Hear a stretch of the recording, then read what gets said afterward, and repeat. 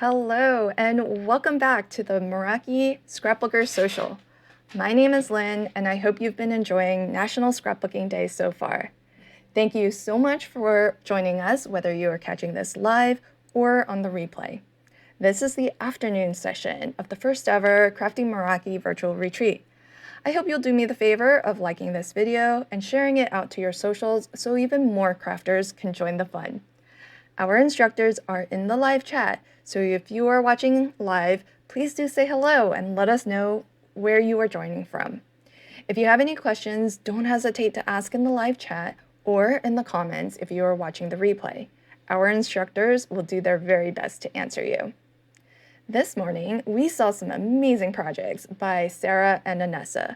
But don't worry, if you missed the morning session, you can always catch it on a replay after we wrap up this afternoon's session.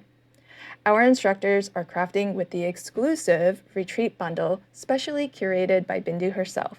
However, if you haven't yet picked up or received your kit, feel free to craft along with what you have in your stash. If you prefer, you can also just sit back, watch these workshops, and chat along with our fabulous community. This virtual retreat will be available on replay here on the Crafting Meraki YouTube channel, so you can always come back and watch them time and time again whenever you wish. If you've been inspired by what you've seen here today, I do hope you will share your makes with us on Facebook. The Meraki Crafty Corner is a fun, welcoming community where you can share your projects and show us what you've made. Without further ado, let's get started.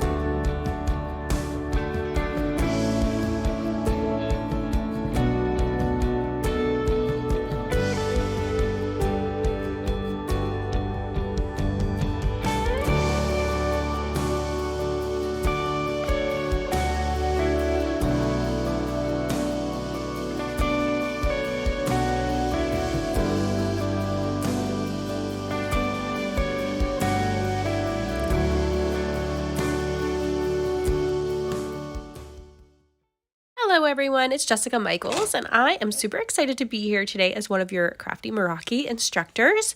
And I am taking the 1 o'clock spot, so I'm going to be showing you 2 projects today on how I elevate my scrapbook pages using die cutting. So I've got the main kit here, this is the main workshop kit, and then I also have the add-on kit as well. So I'm going to be using both of them. One of my layouts focuses solely on just the main kit, and then the other one has both. So I do have some homework here, which is just some simple die cutting. I actually prepped a bunch of florals and some leaves here from the Color Cascade paper pad, and then I've also used that for the Love of Flowers paper pad as well. So I've got my first project here, and I am starting this off with a pre-made Vicky Bouton background mixed media paper that I've already pulled out. It's ready to go. And here's what I did all those beautiful flowers from. This is from the Meraki Artesian Flora die set. And then I used paper from this Color Cascade paper pad. I'm going to show you what this looks like. All of those gorgeous watercolor papers in this. I absolutely love this paper. I just think it's so beautiful. And I used this sheet here to cut out my flowers from, and you can see the color variation in them. I've already put some of them together because it just takes me a while to put them together, and I knew that you didn't want to watch me put all of them together. So I actually cut some of these laurel leaf dies as well and prepared some of these leaves to kind of build a little shelf on my layout for all of my flowers to sit on and my photos. So I used that green shade there, and these are the other prints that come in it. You can see that I have some scraps there at the front of my book because I've already done some other things with this. So here's my leaves. I just cut 2 of the large ones. So I only have 2 of those, and I'm going to use 1 on each side of my layout. And then I have a bunch of the smaller ones. And honestly, I don't know how many's here. I can't remember offhand, but I know that I just used 1 sheet of paper and just filled it up with my dies. So as many small ones as I could get on there is what I cut. So I cut 2 of those big ones. I'm going to put 1 on either side here. I'll be here in the comments as well, so I'll be reading as I'm working on this, and you can see I'm just going to start building my shelf here with my florals. I'm going to show you how I put together my flowers with that Nuvo glue there. I have the Nuvo Deluxe adhesive. I know you can't see the name of it because mine is so worn. I'm also going to use these foam squares as well. These are the Gina K ones, and these are the smaller size. So I'm going to actually alternate by using my foam squares in between each layer here. And then I'm going to also use my Nuvo glue to adhere the middles or the very tops of the flowers, that top layer. So while I'm working on these, I'm just building my layers up. Tell me in the comments because I'm here. So I'll be answering any questions that you have in the comments. I'm going to be dropping links in there as well for any of the supplies that I'm using. Tell me in the comments, where are you all from? I'm super interested in learning about you and learning where everyone is tuning in from today. I know I have a lot of people following me that are from Australia, which I find super interesting. So I'm curious to see if any of those people are here today. And just where are you from? Are you from the US? Are you from another country? And are you scrapping along with me today? I have all of these supplies out here for you, and I'm hoping that some of you are getting a chance to craft along with me while I do this. My baby girl is here as well, so you may hear her popping in and crafting along with me. I've got these gems here that I'm actually going to put in the center of my flowers when I get these all together. So you'll see that come into play a little bit later. I'm showing you right now how I build up these layers. So I kind of kept all of these little flower sets together when I did the die cutting, and I find that it was really easy to do that because these dies actually come together. So you don't have to worry about mixing them up or anything whenever you're actually cutting them out and worrying about which piece goes with what, and it would just be a big huge mess because I know I don't always keep dies together. So it's nice that these come together in a set. When you cut them out, it cuts the whole flower. So I've got all the pieces kind of layered on top of themselves right now, and I'm just pulling each one in individually to work on each one. I'm using my foam squares in between the bigger flower petal layers, and then I'm using my clear Nuvo glue. Well, it doesn't look clear when it goes on. It's actually white when it goes on, but it dries clear. And then I'm just using that to adhere my little flower centers onto the top of the flower. And then you'll see me pop some gems on there towards the end of this layout, I think. So here is the last couple flowers here. I only pulled out, I think 3 or 4 of these to show you guys because that was part of my homework, was to prep these flowers and at least get them cut out. Not necessarily have to put them all together until you saw me do that and how I did that, but I figured at least if you did some of the die cutting and had those ready ahead of time, then you could kind of scrap along with me. So I've done a few of them here on camera just to show you how I put my layers together. And I'm just using these foam squares in between the petal layers just to pop them up and give them some dimension. And it'll create a little bit of interest to your page, which is always nice to elevate them. And I just love to add a lot of things to my pages, so this was an easy way to add a lot of embellishments, but you're not kind of breaking the bank to purchase a lot of things on your page. So I'm using my tweezers to help me with this because some of these pieces for the middles are just so small and I had trouble picking them up with my nails. So I'm just using my tweezers to do that. So that's part of my supply list for this workshop. There was tweezers listed and that's why. So I've got my flowers prepped and ready to go. I have my paper here along with my 2 photos that I'm using today of my son, and he was holding some really pretty yellow flowers. This is actually in November. It looks like spring flowers, but it was actually from November. So I'm just using my tape runner here, and I'm going to go ahead and map these 2 photos using just some smooth white cardstock from my stash.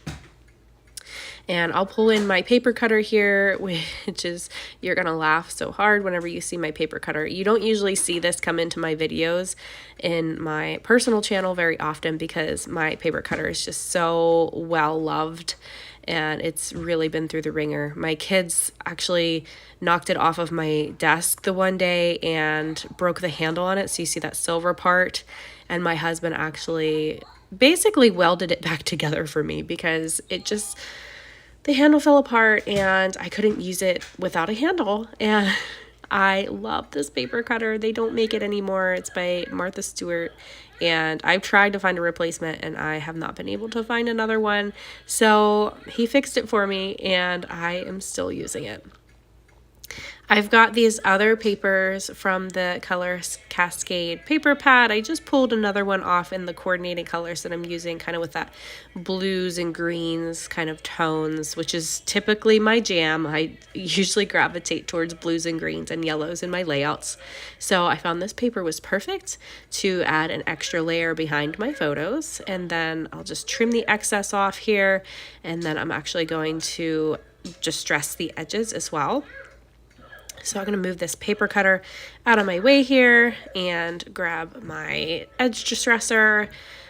I've got some scraps there I have to clean up, but these photos are going to just go perfectly on this layout on my little floral shelf. But I'm just using my edge distresser. Mine's from Close to My Heart, but other companies make them. You can find them all over, and if you don't have one, you can just use the edge of your scissors as well. Just something to rough up your edges. So I've got my little floral shelf started here. I think that's about where I want it to be placed on my page. This Vicki Boutin paper made it really, really easy to put these together and just kind of build my layout based on that paper. You don't have to use anything like that. You can use just a sheet of cardstock and it would look just as good. But I like a lot of stuff on my layout, so it was easy just to grab one of those pre-made papers by her. So I'm just, again, grabbing my Nuvo glue for these leaves, and I am going to start actually sticking things down to my layout. So I'm starting with the large 2 leaf dies that I cut. These are the Laurel leaf dies, and I'm putting one on either side here to start off my little flower shelf. And I know that this glue is going to dry clear, so I don't have to worry about being super messy about it because you're never going to see it. But I'm only actually gluing down the bottom couple leaves because I know that I want to fluff up the edges of the other leaves. So I don't want to glue the whole thing down, being that I'm going to kind of pull them back up off my page. So I just left the other ones kind of just loose. So there's my photo. That's the start of my little shelf. I'm going to continue to build this. I'm going to add some more leaves on here. I've grabbed some border strips that I just had laying on my desk here from some scraps of paper from this collection. I was just doing some playing around with some die cutting, and I have these little border strips that I cut from a die from my stash. So I'm actually going to add this to the top of my photo, and I think I'm going to grab some trim as well from my stash and add around the photo too. I like a lot of layers around my photo. I like to put tissue paper as layers as well, and I just find that it's just an easy way to make your photos pop and kind of draw the eye to your photos. So here's another little border strip that I had already cut out. At this point, I wasn't quite sure if I wanted to use it or not. And then I kind of thought, well, that would look kind of cool if I just layered it up at the top. So I think I'm just going to rip that piece off, and I'm just going to add that right at the top. So do you guys have any questions for me? If you have any questions along the way, or if I'm going too fast or anything, just put your questions down in the comments and I will try my best to explain something a little bit more detailed for you or answer any questions you have. So feel free to chat in there and chat amongst yourselves if you'd like, whatever you want to put in there. I've got my black archival ink here that I've grabbed and another tab die that I already had cut out as well. That was that same one of the same sets I was playing around with, and I just had it laying here from this Color Cascade collection. So I've grabbed that to add to my layout because it just looks super cute, and I love to add my date to my layouts, so it was just an easy way to do that. You saw my little scrubby pad there. I had to clean my date stamp off. I'm going to go ahead and put my archival ink away at this point. I don't really think I'm going to need it at all after this. So I've got that little tab there. It's kind of like a little clipboard topper. And I've got my date stamp on there now. So I'm going to go ahead and adhere that down in a moment. So tell me in the comments, how many of you were able to purchase a kit? I'm not sure if they actually sold out. I haven't actually checked lately, but I know at some point they were probably going to sell out, or they were getting close, but I'm not sure if that happened yet or not. So I'm curious how many of you actually managed to grab a kit, or if you managed to win a kit. I know that I gave one away, as well as each of the instructors gave one away as well. So if you're watching and you won a kit, let me know. And let me know if you're crafting along with us today. So both of these kits are really, really pretty, and they just got so many different elements in them. I love the papers and all of those beautiful dies that come in them. So super, super fun, and I know that I'll be getting a lot of projects done out of these two kits.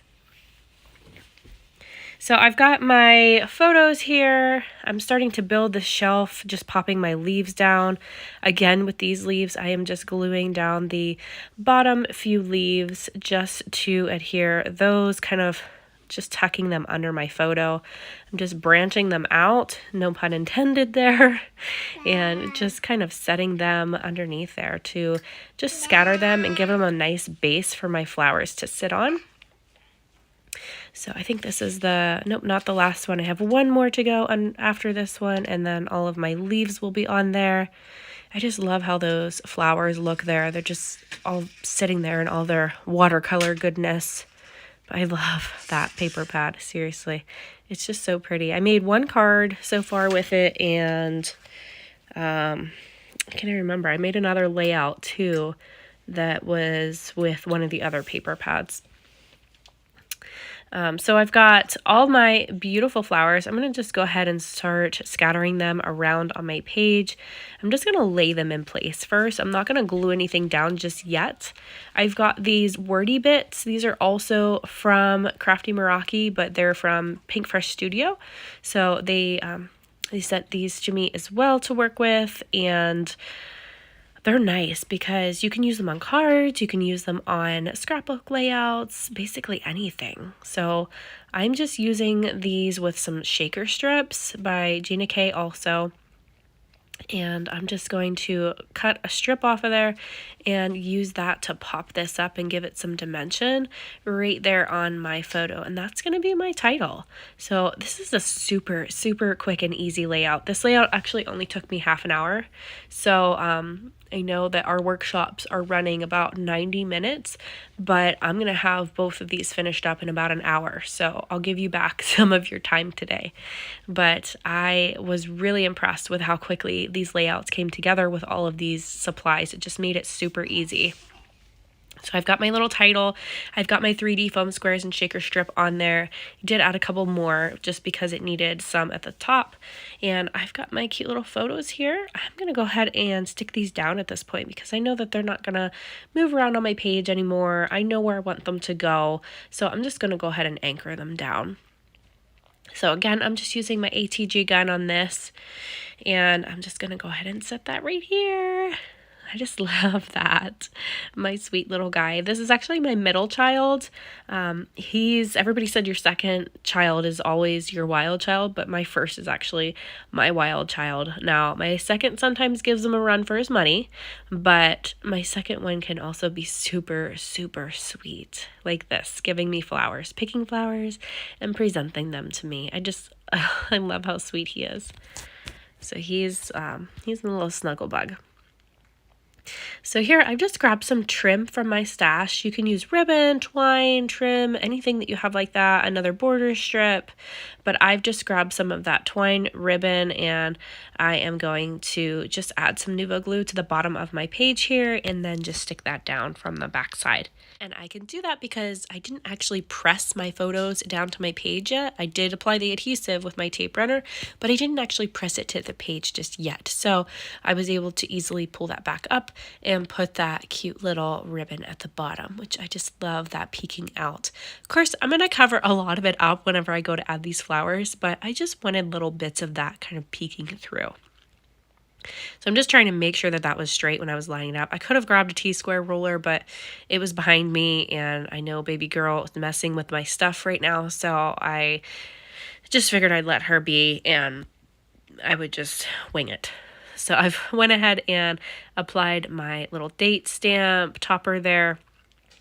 And I'm going to start pulling in these beautiful flowers. I love the way that they feel. I know it's kind of odd to say that, but they're kind of heavy. They're thick and they're kind of heavy. And I love the way that they feel. I know that's kind of weird, but does anybody else kind of like the way that paper products feel? Or I know some people like the way that they smell and things like that. I don't think I've ever really noticed a smell with paper products or anything, but I know Stays On ink smells absolutely amazing. The black, just the black. I don't know why, but black Stays On ink smells seriously amazing. And I don't know why, but it's a running joke between my one friend that I scrap with and I. Every time we get that black Stays On ink out, we just, make motions that we're going to smell it and just inhale that smell. But of course, don't do that. I do not recommend you inhale that smell. So I'm sure that that's not good for your brain cells. But I don't know. Paper products and things like that sometimes just smell delicious. So I've got my flowers here. I've got a couple other little bits by Pink Fresh that I'm going to try to work in as well. I like this circle element, so I think I'm going to pop it down right there. And then I've got this cute little love you phrase that I want to use as well. I think it's so sweet, and it just kind of sums up my layouts and these cute photos of my son. I just kind of wasn't sure where I wanted to put it. So I don't know if I want to put it here or on the other side. I really like it here. I like it at the top, but I'm trying not to get too many wordy bits together in the same area. So I'm just going to work on the flowers for now and kind of go from there. I'm going to just start sticking these down with my Nuvo glue again and just kind of getting a feel for where I might want to put that. But I really like to fill in my pages. It's hard for me to do scrapbook pages with white space. Does anybody else have that issue?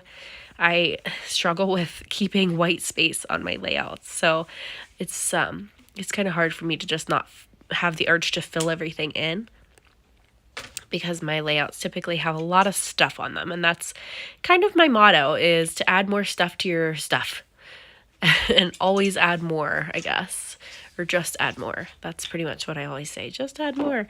Anytime somebody asks me, what do I recommend on their pages or what should they add? I said, just add more. Just add more. Add more stuff to your stuff. So that's just what I always go by. I've got my little love you Pink Fresh phrase here. I'm going to actually pop this up and add it with some 3D foam squares to my layout just to give that some more dimension. So that's pretty much my philosophy here on this workshop, is to create lots of layers and how to elevate your pages by using layers and die cutting. So it really helps to add dimension, and it brings that focus into your photos whenever you can just kind of draw the eye using all of those beautiful layers around your photos. Here I've got that love you. I've decided on a spot for it. I thought I was going to put it at the top, but then I really liked it down here. So I'm just going to pop it down here. I know you all are probably like, you should have put it at the top, but I really like it there. I know that that's a lot of wordy bits all in that one area, but I like it. I think it works. I'm going to finish adding my flowers here at this point. I'm not going to move any of them around at this point. I think that's pretty much where I want all of them to go. So I just need to finish adhering them all down. I do have another project for you after this, so make sure you stay tuned and stay on here for that one. I'm going to do a different format, a different size of scrapbooking. So if you guys scrap in a size that's not 12 by 12 like this one, you might want to stay tuned for that as well. So I'm actually going to be doing some travel notebook pages for that layout. And what size do you guys like to scrapbook in? Do you like the typical 12 by 12 size? Are you an A4 scrapper? Do you like the small mini albums or a travel notebook? Let me know in the comments. I'm always curious to know what sizes other people like to scrapbook. So I've got my little florals here. I'm just finishing tucking in the last little bits here. I'm making sure that one's stuck down. I had to hold it there a little bit longer because it didn't seem to want to stick down underneath my title piece, so I kind of held those bottom petals down. I've got a couple more to go here, and just going to finish up these layers. I'm going to grab my sequin tool here in a minute and add some of these little bling dots to my page as well. See, I'm still trying to fill that top in. I'm like, that would look good right there. Do I want that there? Do I not want that there? I think I want that there. So I'm going to go ahead and stick that there at the top. I know I'm adding more wordy bits, but I just love it. I think it just fills in that spot nicely, and it really needed something up there. So I've used up all my flowers. So all of the ones that I cut out, I have used at this point. So I'm just going to grab my scissors here, and I'm going to grab some twine and put around that little clipboard piece at the top here. So I'm just going to loop this through. I'm taking both pieces. I basically just folded my twine in half. I'm going to push that through from the underside and then bring the twine through that loop that I created. So that's how I like to adhere my twine.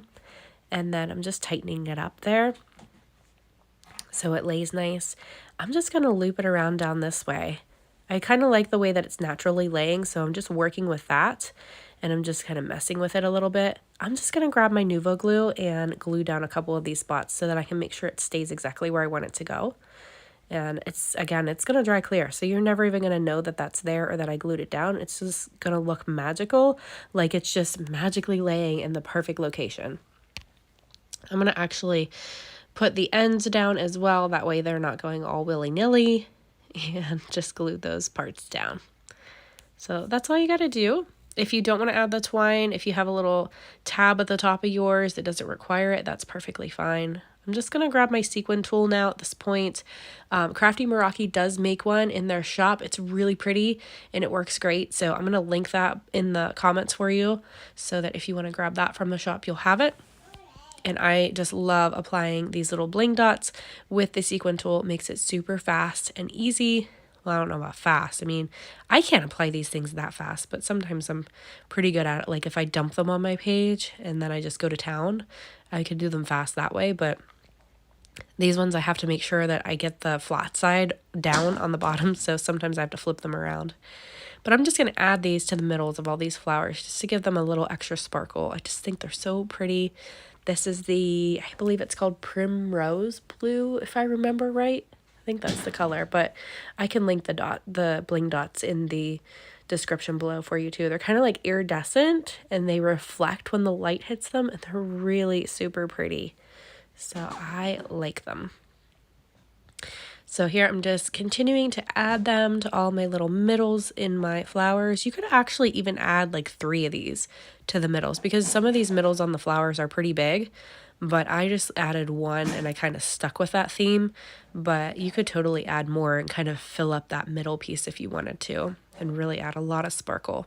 You could even scatter them throughout the rest of your layout too. So I'm kind of just looking at it, seeing if I missed any at this point, trying to see if I need to add any more. I'm kind of pondering if I want to add more to the page itself versus just on the flowers, but I think I'm just going to leave it go. So here, I'm just going to grab the edges of these leaves and fluff them up a bit. So this is another tip that you can use on your pages. You can do this with flower petals or any tab elements you have, any tags, basically any embellishment that's on your page, you could do this with, and just kind of ruffle up the edges, pull them off of your page just to give them a little bit more dimension. Now, I know some of you are like, well, it's just going to flatten out in your book. Yes, eventually it will, but I mean, I have my books sitting flat for a while, and when I flip through my books, these are still popped up. So they didn't flatten out too much. And remember, you've got the dimension from your flowers to kind of hold that space for your page as well. And the title is popped up too. So it kind of holds that space for the leaves to sit in there. So they're not going to flatten out a whole lot. But for me, I like to display my pages on the wall. I have a few display cases around the house and different places that I display my layout sometimes. So this is going to be one that goes on my wall for a little while before it actually goes in my book anyhow. So I'm not too worried about it flattening out. Some of these I have to pull up with my tweezers just to get in the petals and things, but I'm just pulling those up as well. So just kind of giving it a little bit more dimension. And sometimes I like to crinkle the edges of the petals themselves on the ends and just kind of fold them in or up just to create a little bit more texture. So it's just something that I like to do on my layouts. And it's super easy, and it just adds just a little pop of something interesting. So there I've got all those. I have a couple more to do. This one's stuck down. That's one of the ones that I glued down, so I just kind of pulled up on the edge and it came up just fine. So there's my top flowers here, just pulling those petals up. And that's pretty much going to finish this one off. It's super easy. I feel like anybody can copy this layout and do this. So if you want to copy my layout exactly how I did it, feel free to do so. That's why I'm here. I'm here to inspire you guys to create something. So I hope you've grabbed the kit. You can scrap along with me and create one of these beautiful layouts for yourself. And there's my little guy. There's my finished page. I'm going to show you some close-ups here. This is what it looks like after I got it all photographed. Everything's put together at this point. And then here's some close-ups. I just love how that came together, and with those little bling dots on there, so gorgeous. So we're going to take a short little break real quick, and then I'll roll into project 2. So grab a drink or a snack, hit the bathroom if you need to. I'll be back in about 2 minutes.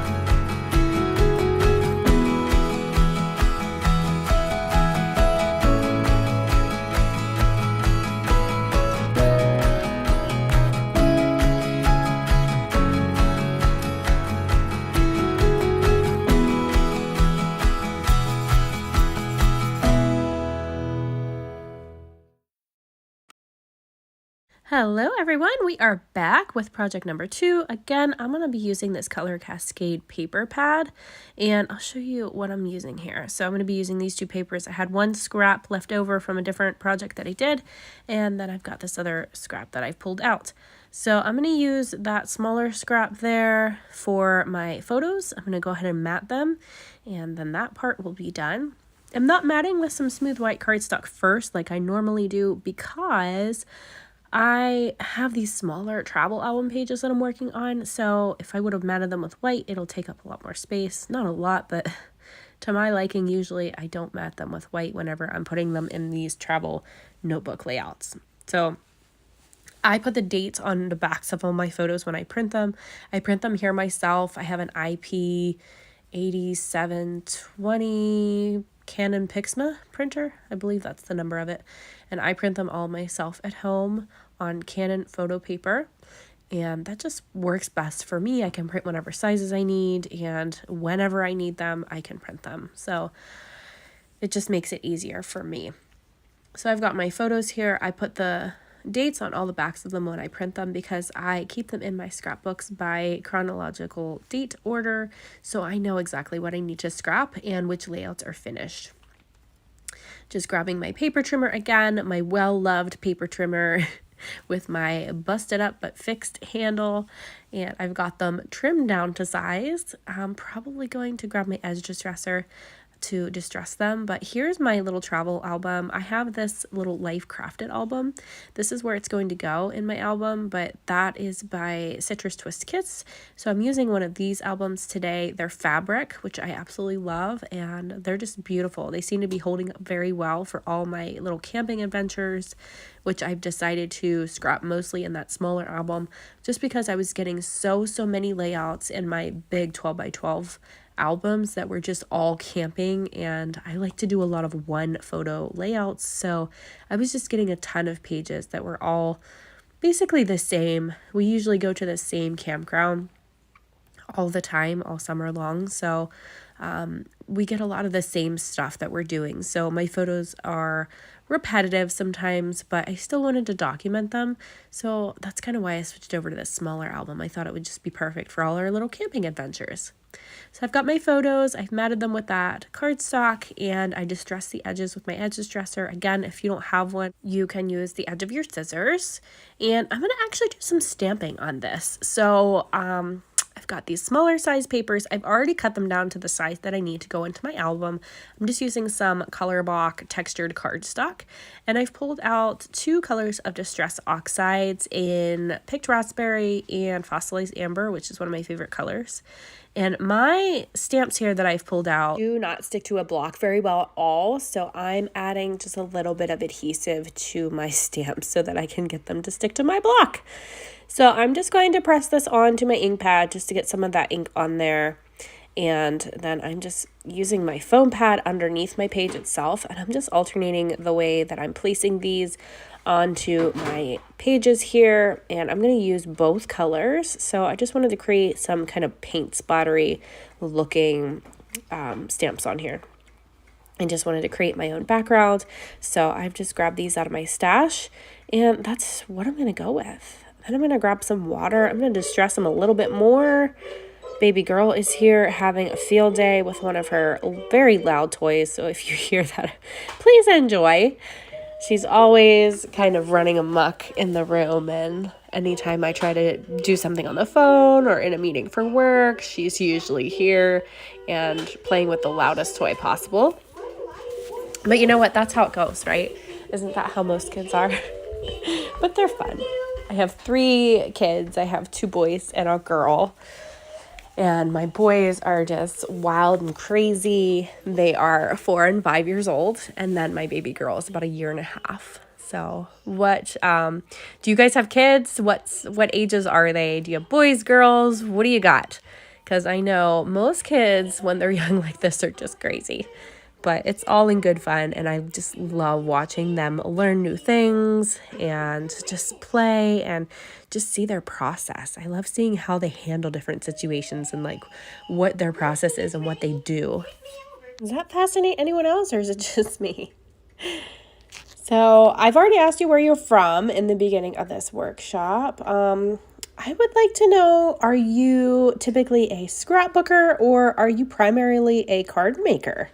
I know there are so many card makers out there and just beautiful, beautiful card designs, and I want to like get more into that and make more cards, but I'm typically a scrapbooker, and that's usually what I make, but I do make different sizes, and sometimes I even do mini albums. But I'm curious about you guys. Do you primarily make scrapbooks, or do you usually make cards?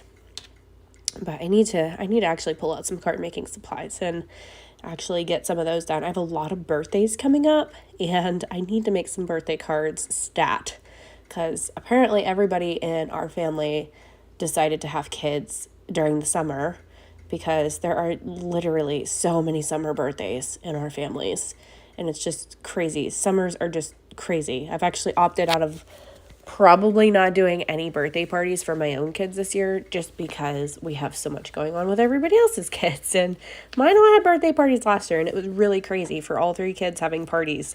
And I don't really want to do that again this year. They're not hitting any milestone birthdays, except for, yeah, my 4-year-old won't be 5 until next year, so he's not hitting a milestone birthday. None of my other kids are hitting any milestones. So I think we'll survive and maybe just do like one combined party at the end of summer, just a nice little get together. Everybody just kind of come and get something to eat, and we'll do like a barbecue or something fun. But no birthday parties, no 10,000 presents. I'm so over the clutter in my house and all the toys that we're tripping over.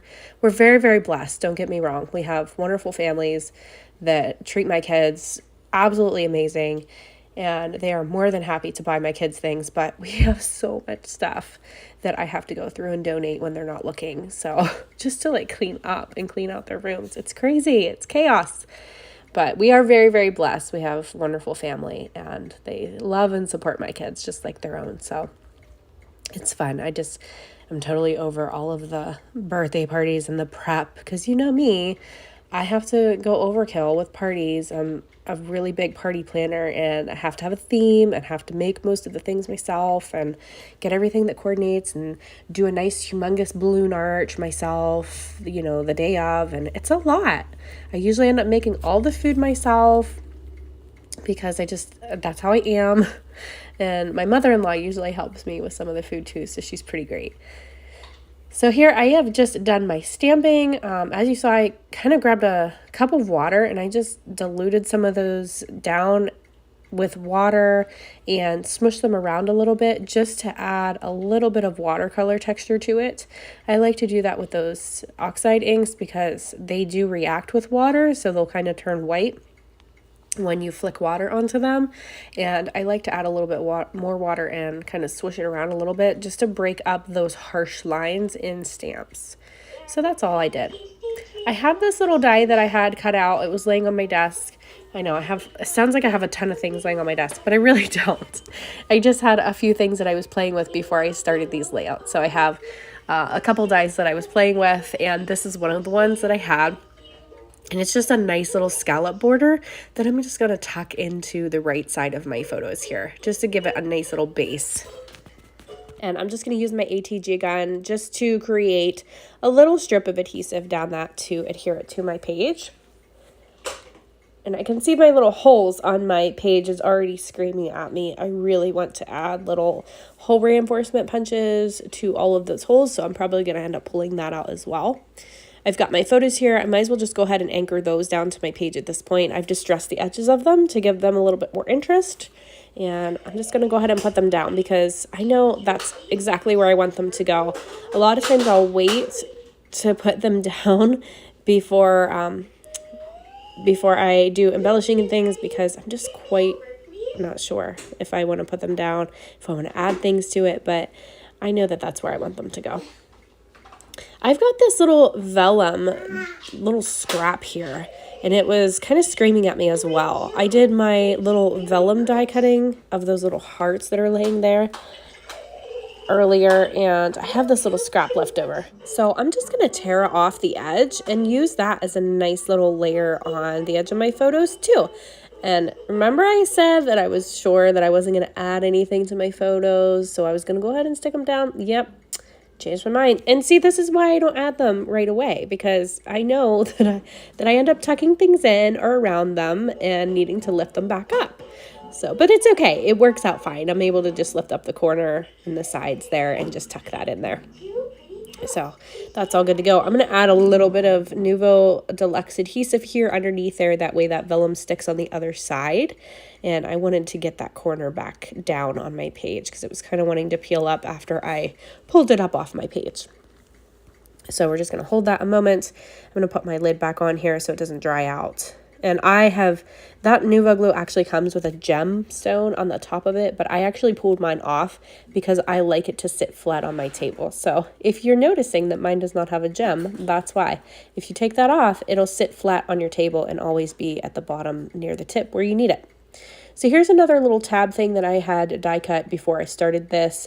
Just some little elements that I thought maybe I could use. So I am just trying to tuck that in where my photo is. But again, I glued it down, so here I am pulling it back up again. But I'm just going to tuck that right there. I thought it looked really cute, and it was just kind of pointing to my little guy with his little bubble machine. So I wanted to add that there. I'm going to grab some little puffy hearts and probably add a little puffy heart on there at some point too. So I love all the things. I love adding all the stuff to my layouts. So that's why I'm adding that. And I'll grab that little heart a little bit later. I love the way that this stamping turned out on these pages. I think it's going to create a nice little background for my elements here. I'm going to do some die cutting with the Affluent Heart die set from the Crafty Meraki shop. And I'll put that link in the comments too. That way if you want to grab that, or in the chat, that way you can grab the die set that I'm going to use. Just adding a little clippy at the top here. That's just from my stash as well. And then, yeah, so I've got my coordinating papers that I'm going to be using today. This is from the Color Cascade paper pack as well. I used the same one in my earlier project too. But I just love it. I love this paper pad. I love the bright colors. I just think it's super cool. And it was just a bonus because it matched my photos perfectly because it matches my son's bubble blower. So those colors just went absolutely perfect with this. Like it was made for this. So I'm tucking in another little die. I'm going to put some adhesive on this so that it stays where I want it to. And I'm just going to tuck that right in behind my photo. And then I will probably add that little tab too. I cut it out a couple times because I wasn't sure what color I would want to use during this. I tried to do most of my die cutting ahead of time so you didn't have to watch me die cut all of the elements that I'm using. So I tried to save you guys a little bit of time. So I'm just adding little elements here and there, little pieces. And I decided to use the black one just to kind of go with that black border strip that I have on the right side. So I'm just going to add that to the top. I'm not going to add any thread or twine to it. I'm just going to leave it how it is. It didn't really want to stick down, so I had to just hold some pressure on there for a little bit. I've got my little title piece at the bottom of my photos that I pulled in from Pink Fresh. I also got those from the shop. And I'm just adding my little puffy sticker here to my little tab. That's just one from my stash that I had laying here beside me. I've got my paper here. This is what I'm going to do my die cut hearts. I've already cut out 2 of these in some vellum. I'm going to use those to layer. So this is another really, really super easy way to elevate your scrapbook pages with die cutting or even your cards. You can do this technique on cards or any other project as well. So I'm just going to pull in my die cutting machine here. Now my die cutting machine is also well loved, just like my paper trimmer is. The rubber is literally falling apart on the top handle and on the handle on the right. It's duct taped together on the right side where the handle is because it kept falling off. It's craziness, but these things are expensive and it still works. So I still want to use it and I love the color. You can't get this color anymore, I don't think. So the new one in the shops are like a gray color. So I haven't pulled the trigger on buying a new one yet because I haven't actually broken this one. It works just fine. It's just cosmetically a little crazy. But you know what? That matches my lifestyle around here. So it fits right in. So I've got my Big Shot machine here. I'm using it with a magic mat. So I created a little shim of a few pieces of cardstock paper to put on the top because it doesn't seem like it has enough pressure using it with my magnetic platform and a magic mat. So I created that little shim to go on top of my clear plate to create a little bit tighter pressure to run it through. So I've got those beautiful hearts. I've actually crammed all 4 of them on the same sheet of paper, just kind of sticking with those pinks and oranges on the outside edges. And that's all the die cutting that I'm going to do for this. Super, super easy. But I'm going to end up layering all of these together and putting those vellum layers in there as well. And then I'm going to pull out my sewing machine and just stitch right down the center of these.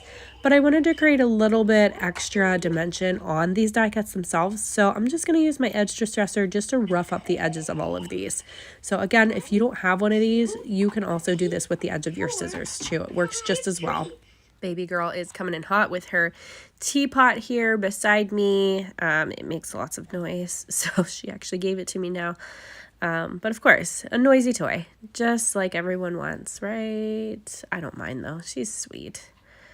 She's finally getting some hair, which is really great. And she's got blonde curls like my oldest son had. And oh man, she's just gorgeous. I just love her.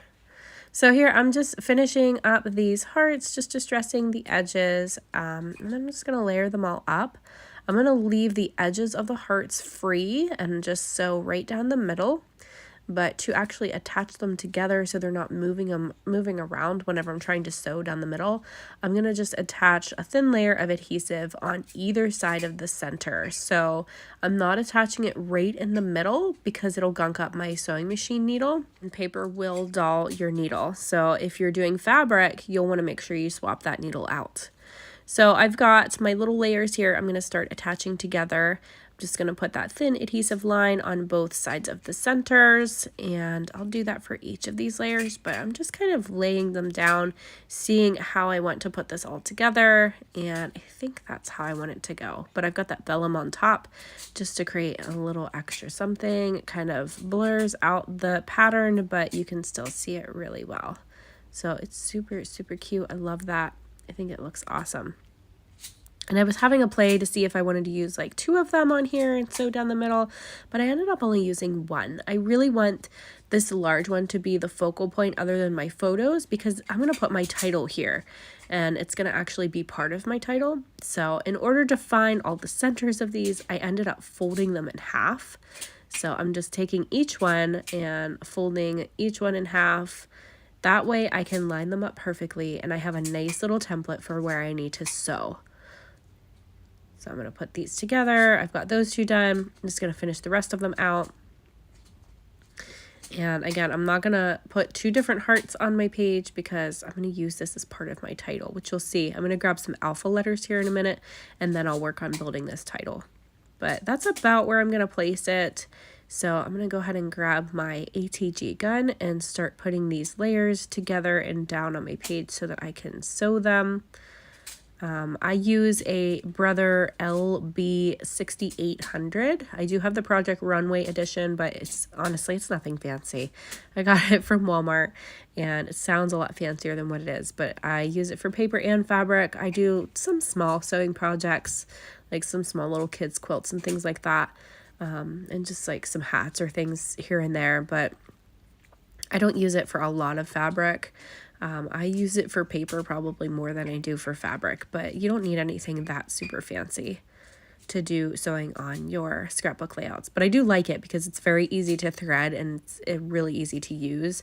I think I've had this one about, I think it's been over 10 years maybe, and I've only ever had it to the shop one time, and that was to tune it up, grease it, oil it, whatever, just get a general maintenance done on it. And I think it cost about $65 at the time, and it was the best decision I ever made because my machine runs like new now and it's just perfect.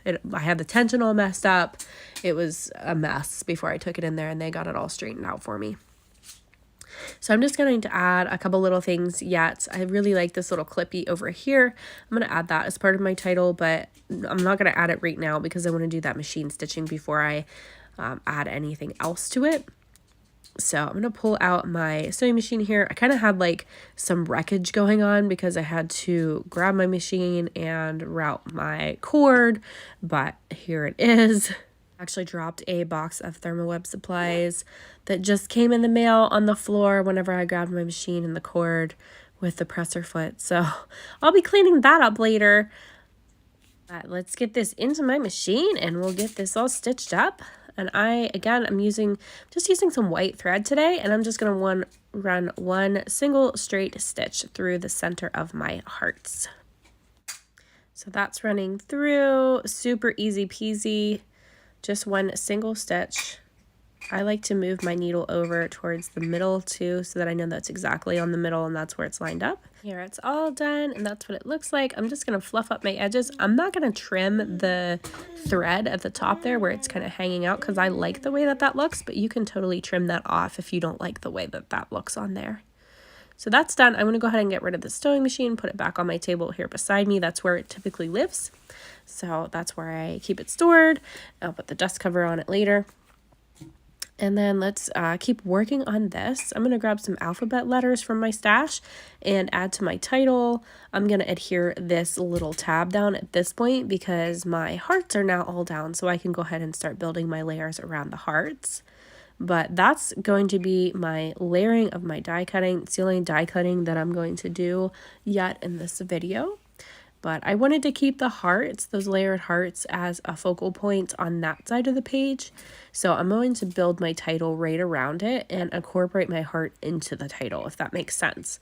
So I'm going to pop some of this up. I'm just cutting down some of my shaker strips because I wanted to put this title popped up. So I'm going to go ahead and do that at this point just so that that page gets finished here. I love those little shaker strips because they're just so easy to use on stuff like this. I'm going to go ahead and stick that part down. My baby girl's coming in wanting a snack, so we'll get her going here. And then I've grabbed some alphas from my stash. This is what I'm actually going to be using to build my title. So these are some from Pink Fresh Studio, I believe. And I'm just going to use these pinks in my layout so they match with the rest of my theme here. Got a kind of pink and orange theme going, so I thought these letters would just match perfectly with the pinks and yellows, or kind of like an orangey color like I'm already using.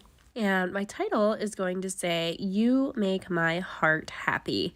But I'm not going to put anything for the heart because that's going to be the middle of my title. So I'm just going to use the heart as it is, and that's going to be part of it.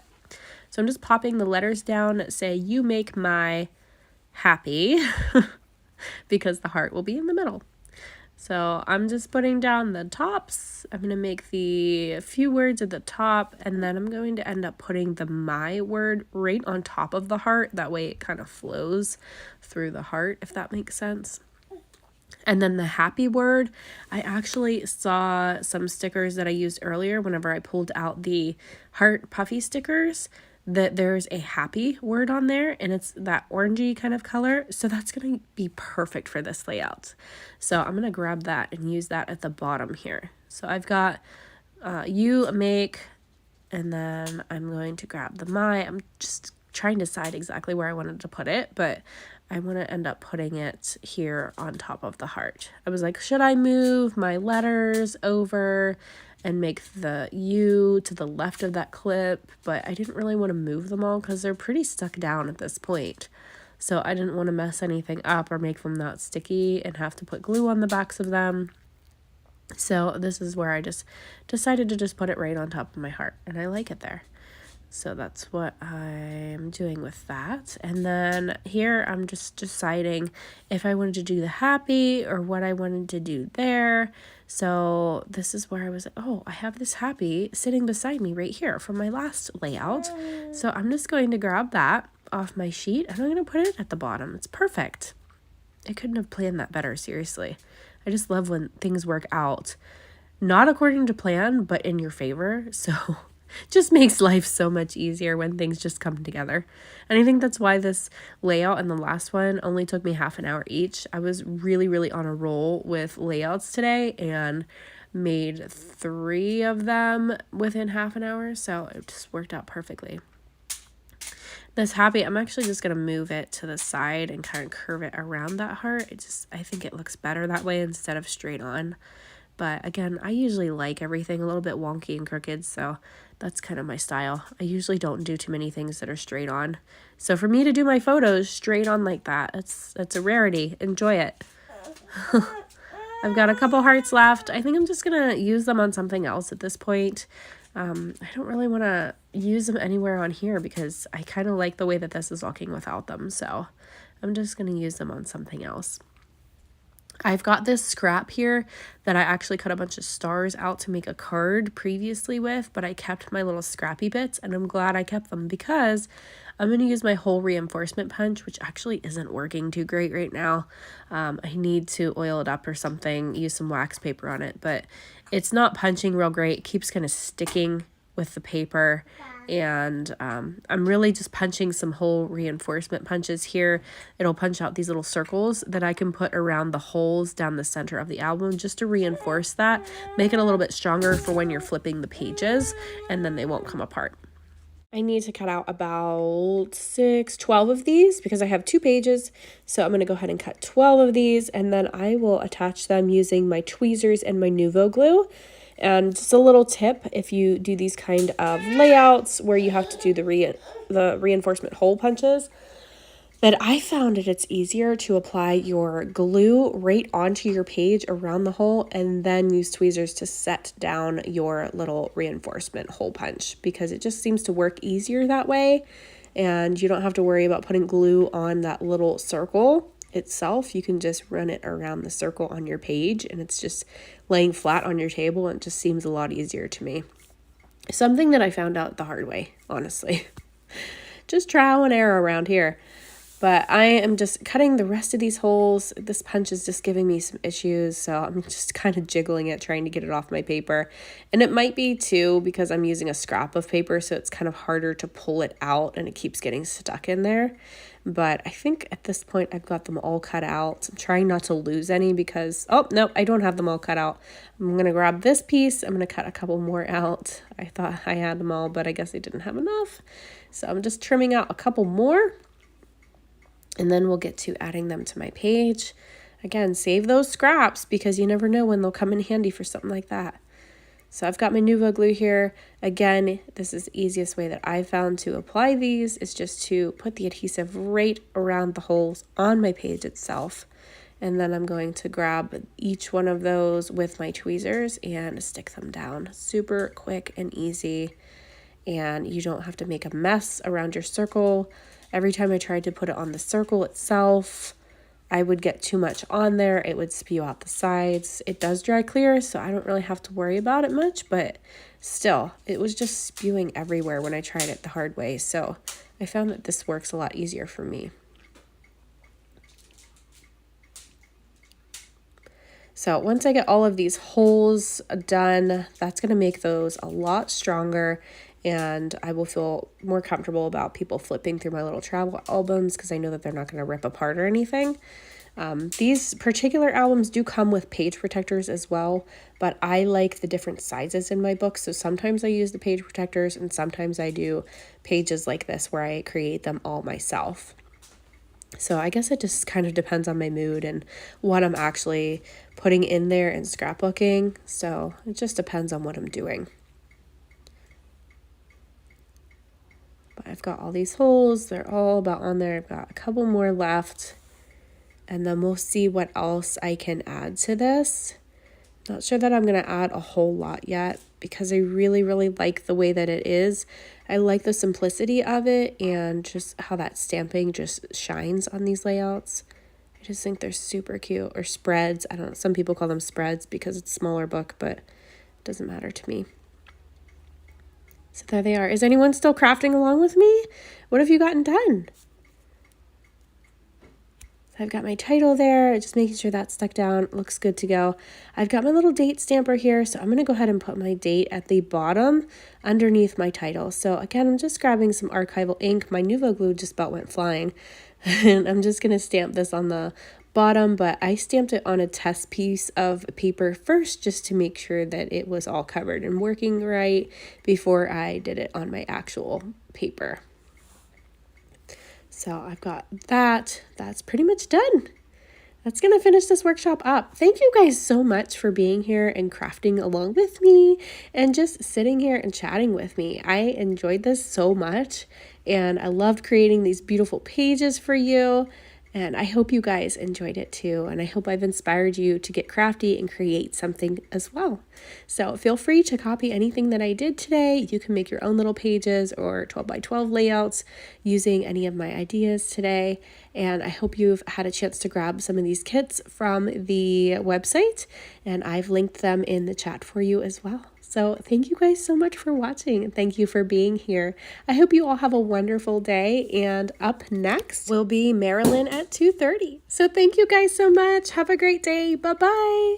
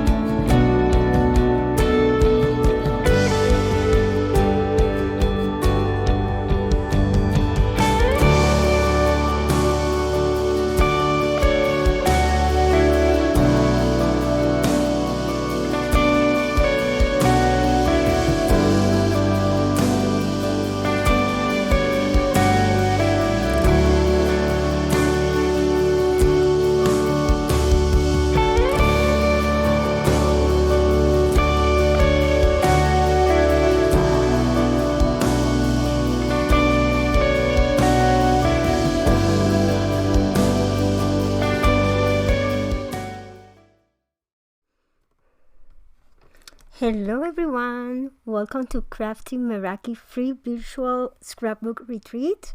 I have the honor to be one of the instructors. My name is Marilyn Rivera and I'm going to share with you my first project, that is a layout. I'm going to use the Love Like No Other stencil. You can see here this beautiful design, and it comes with 5 stencils, so I will work in layers. And then I'm going to use also this beautiful the For Love of Flowers paper. You can see here all the beautiful colors, the pastel color that this collection has. I'm going to use in my first and my second project today. Okay. The first thing that I'm going to use is work over a white cardstock. This is the photo that I'm going to use. I want to create something like a bunch of flowers in a semicircle around the photo. Okay.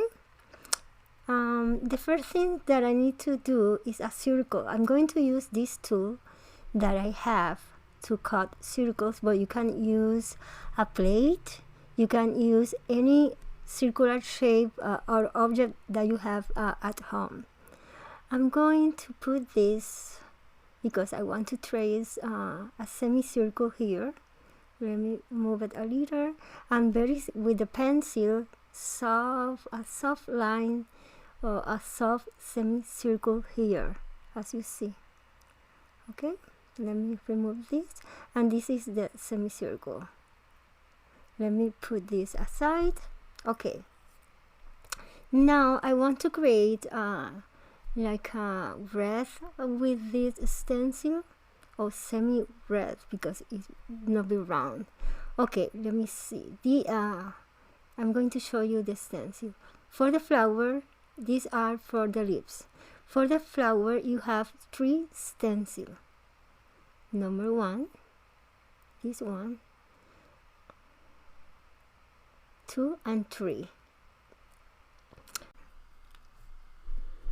Okay, I'm going to cover this area of the stencil because I'm only going to use one of the flowers no both. So I will do this in all the stencils. I want to cover the right side of the stencil. And then these stencil come with a marks because they are designed for cards. You can see here the marks for two different sizes, but I practice with it and find a trick to use in a 12 by 12 paper, and I'm going to show you how I did it. And then I'm going to use, let me show you the colors that I'm going to use. I'm going to use the spoon sugar, the warm lipstick, and the pink raspberry from the Distress Oxides. And I'm also going to use for the lips, for the green, I have, let me show you these two. That is the peel paint and the mauve long. These are the two colors that I'm going to use. And now let me start. I already marked each stencil with a number, so for me it's easier to work with them in this way. You can see I marked 1, 2, 3. In that way I avoid any mistake. And then I'm going to start with the number 4, that are the lips. Why? Because I want to place it in the semicircle, and it's easier because it's the bigger part, and I know with this one where the flowers will be. And so when I place it, I'm going to put it using the tape and attach it, but I put the flowers on the top just to see that the balloons will be in the area that I want. Then once I have the stencil, carefully with my pencil, I'm going to mark every corner of the stencil, as you see, the 4 sides. In that way I can align all the stencil in the same place. Okay, and this was the number 4. Now I'm going to use the number 1, and I place this one in the same marks that I made. I am move it, place it here. It's a little tricky at the beginning, but it is so fun. Okay, here, and then I place the tape. Now I have the pencil mark here in the stencil, so I'm going to take my eraser and remove the pencil mark. Carefully I remove it. If you are going to use a dark color, you can let it, but for me I prefer to eliminate the pencil mark. Now that I have the Distress Oxide, I'm going to start with the light color, that is the spoon sugar. Then I'm going to use the warm lipstick to give some shadows, and to give the dark color, I'm going to use the pink raspberry. Okay, and I'm going to use these brushes to apply. Now I'm going to apply the ink. Let me remove this to this area, it's easier for me. And I'm going to saturate this with the ink. It depends the intense color, or if you like a dark color, you can apply more layers. I was looking for a medium tone, so I am applying just the light color, not too dark. As you see, it is perfect for me. Now I'm going to remove the stencil carefully. Let me hear the tape, and it is ready. Now I'm going for the stencil number 2. Is this one. Then I check the pencil marks, and I try to align the stencil with all the marks. In this case, I need to move it a little, maybe 1/8 inch to the left to match with all this, but it's okay. It's just the pencil mark is just a reference, I can say, or a point to start with the stencil, but you can move it and place it in the area that you see that match perfect with the first stencil layer. Now here I apply the second color, the warm lipstick, and then I remove the stencil, and now I'm going for the number 3, and I repeat the same steps. I follow the pencil mark here, And carefully I attach the tape, and now I'm going with my third color, the pink raspberry, and I ink in here and the small one here, and it is ready. Okay, here, and now remove the stencil carefully here. Let me see, and you can see here how it looks. It's so lovely. Now I'm going to work with the lips, and I'm going now to work with the number 4, that is the one that I used to start to build this. Okay, it will for this one I'm going to use the peel paint, this one, and the move low is the accent, okay, or the shadows. I'm going now to ink here with the peel paint distress oxide, and I will do the same here.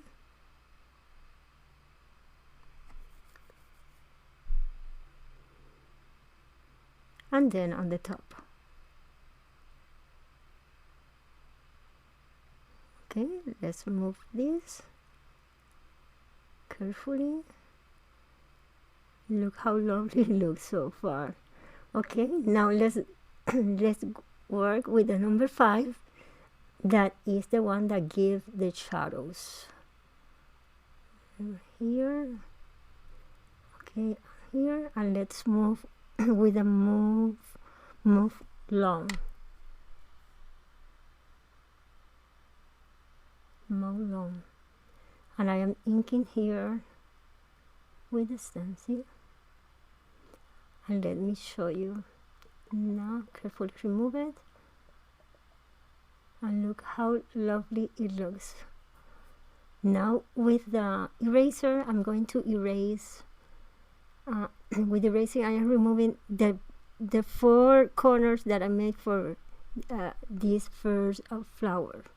Now I'm going to repeat the same, but as you see, I am playing with the stencil this time. I am moving around here to follow the shape of the semicircle. And once I am sure, I put the tape, and I'm going to make marks again, because this is my second bunch of flowers, so you need to mark every time that you will start a new one. In case that you are doing a semicircle, if you are doing this in a straight line, it's easier because you only need to follow the marks that the same stencil has. And here I am starting again with the number 1, and I'm placing the number 1 stencil, following all the pencil marks that I made. Okay, here. Now I'm going to put the tape, and I'm going to start again. The first thing is to erase all the pencil marks. And I am doing this because my paint is a light pink, and the pencil mark, you can see the pencil mark through the light pink ink. So for that reason, I prefer to erase the pencil mark. Now I am inking again using the number 1 stencil, and I am trying to add enough of this ink. And the third one. Okay, apply a second layer, and now I'm going to remove the stencil again carefully. Then I'm going to use the second.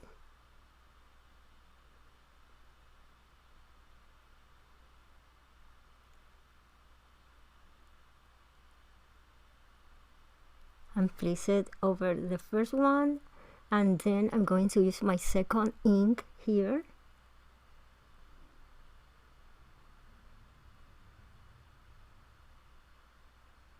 Okay, it is saturated.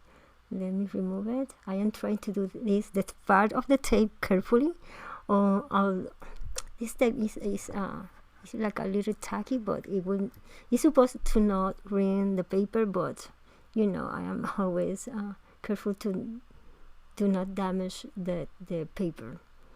Okay, this is the third one. I align it, and now I'm going to use my third color and give this beautiful accent, pink accent on the background.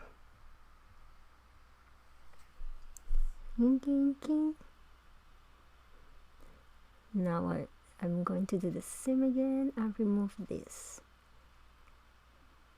Let me see, now you can see how it looks. Now let's move to the lips. And I'm aligning the here over the pencil marks. Maybe I am moving like a 1/8 inch, just a little tiny. And then I'm going to use the green ones, the peel paint first, and then the other color, the Move Long. And I cover these here and here.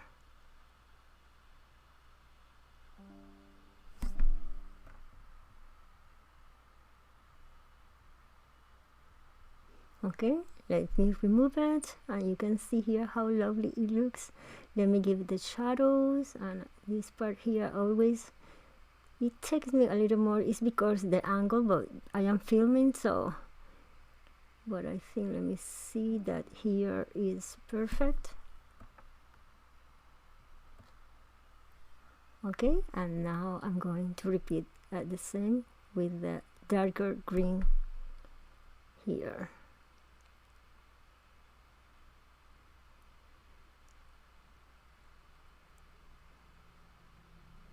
Okay, let me move this. So pretty. And now is the last one, so I'm going to start with the number 4 again.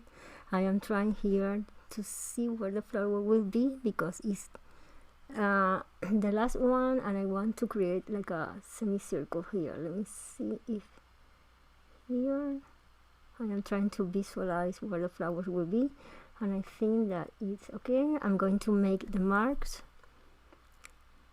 This one is a little complicated because one of the corner is out of the paper, but it's okay if you have the other 3 marks.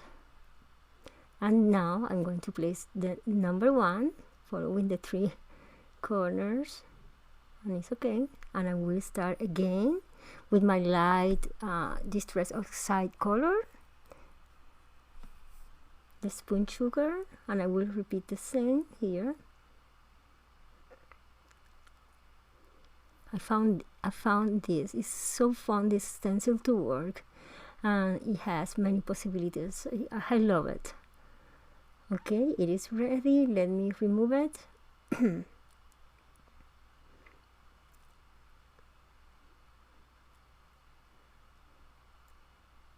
And now the number 2.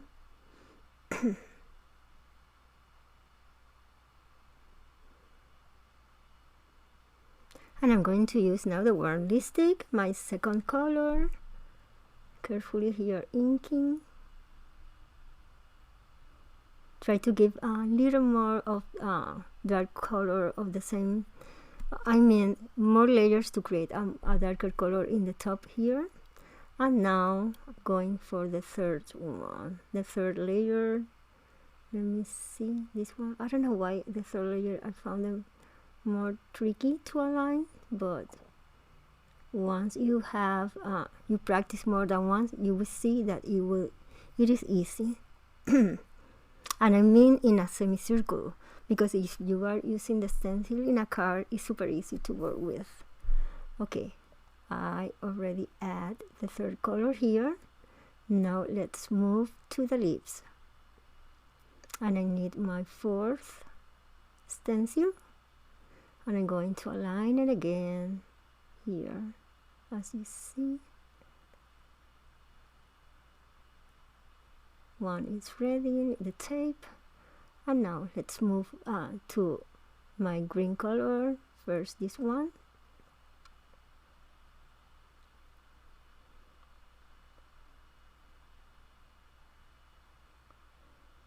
Try to cover everything here. You can use a sponge too. I don't know, I found easier with the brushes to make this, but is, you know, I think it's something personal because I imagine that many of you prefer the sponge as blender than the brush, so it's okay.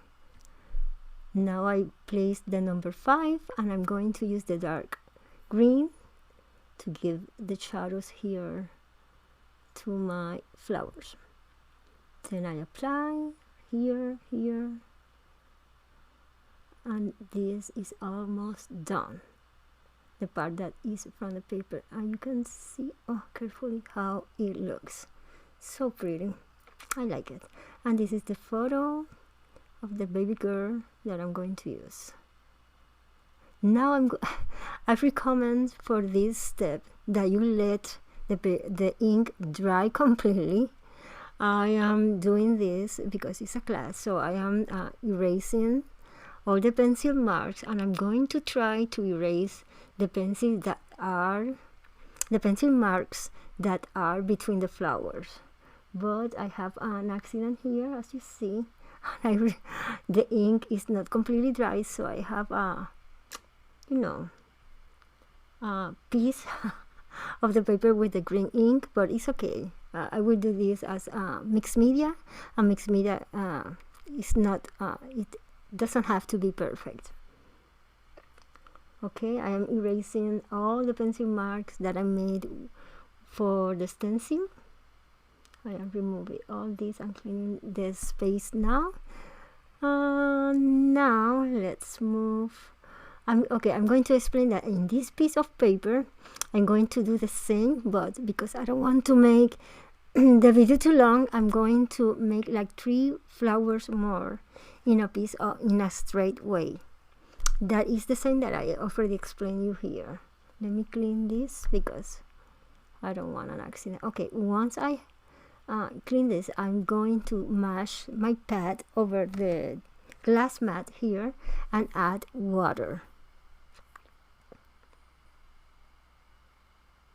Then I'm going to take this mix of ink with water and make splatters over all this. Let me add a little more because I want that it looks more pink. Maybe I add too much water, but this is, and then I give splatters over all this. And because this is a distress oxide, the water reacts over the ink, and you will see all this texture that it creates that looks phenomenal on the background. I inking here. Maybe it's hard to see the effect yet, but we will see at the end, in the photos, and when I show you the project at the end. Okay, I give a lot of paint splatter because this one is very light. Now let me clean the glass mat here, and I'm going to move with my second color, the warm lipstick now. And I'm going to repeat the same, put the ink over the glass mat here, and mix with water, then with a medium brush. And I'm using a medium brush because I want some of the splatters that looks medium. If you use a brush with a fine tip, the splatter will be very, very thin, and I'm looking more for a spot of paint with splatter. This is the fact that I was looking in my layout today. That's the reason that I'm using a medium brush. Okay, now I'm going to give the third color, the fuchsia, that is the picket raspberry, and I repeat the same step. I mix the ink with the water, and I'm going now to add this color around the stencil work.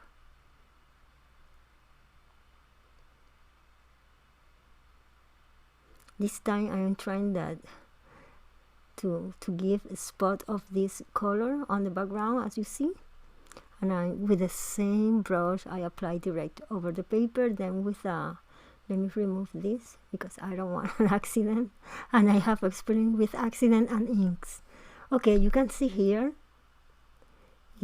I'm going now to repeat the same flowers in a piece of cardstock, as I told you. Now I'm going to use the emperor wings. I just love this die cut from Meraki, and I already cut all the pieces in a white cardstock, and I'm using the same inks that I use for the stencil work here. For the base of the butterfly, and I'm using the pink raspberry, that is the fuchsia color, as you see, and I apply enough. I will give many layers here because I want this in an intense fuchsia.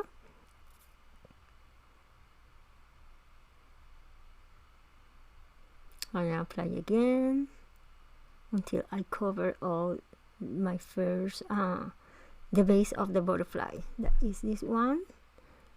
Here I am blending.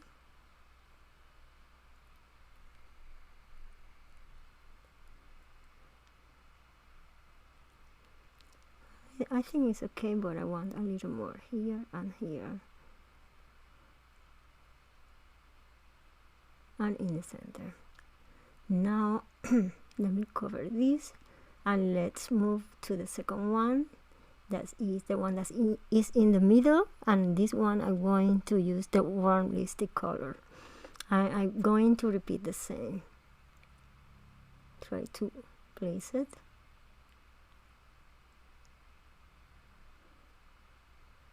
Here.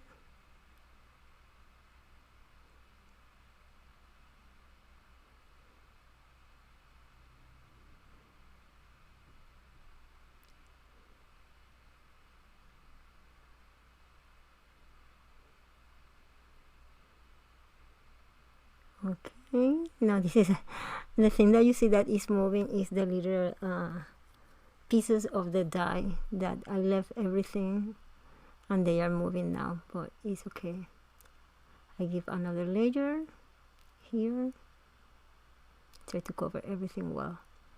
Okay, now this one is the piece that is in the top of the butterfly, and I'm going to use the light distress oxide for this one. That is the sponge sugar, and I'm going to repeat the same again with a brush. I'm going to saturate with ink this layer.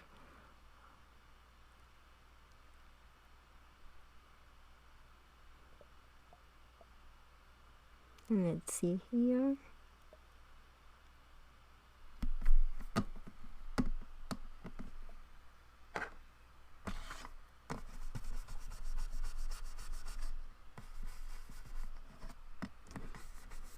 I found this like a therapy.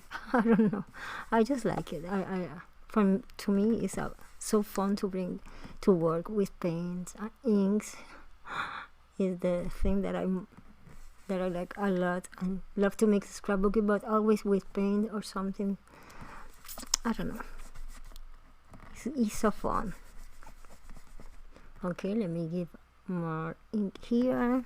This one taking me more time because the color is a light color, so you will need to give more layers. And this, I am trying to catch the holes and bring the color around all this hole of the butterfly here. And it is almost ready. Let me see. Okay, now I have the base. Let me remove it. Okay, I got the tree one. Let me clean this. Okay, this is the first one. I eliminate here all the negative from the die. It is so beautiful. This die is so beautiful. I'm going to use this tool. It's easier with this tool. Let me remove the paint, and it's easier with the tool, you can see. Okay, let me clean this. I am let you here the stencil so you can see what I'm using. And for the body of the butterfly, I cut this from a glitter cardstock, silver glitter cardstock. And here is the body. Okay, now let's ensemble this. Point of glue here in the center, and I'm going to use the second.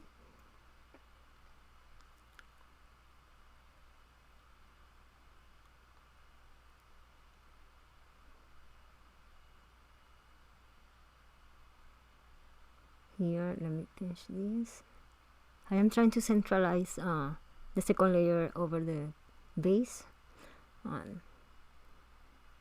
and then once it's dry, I'm going to add another dot of glue here to place the top of the butterfly.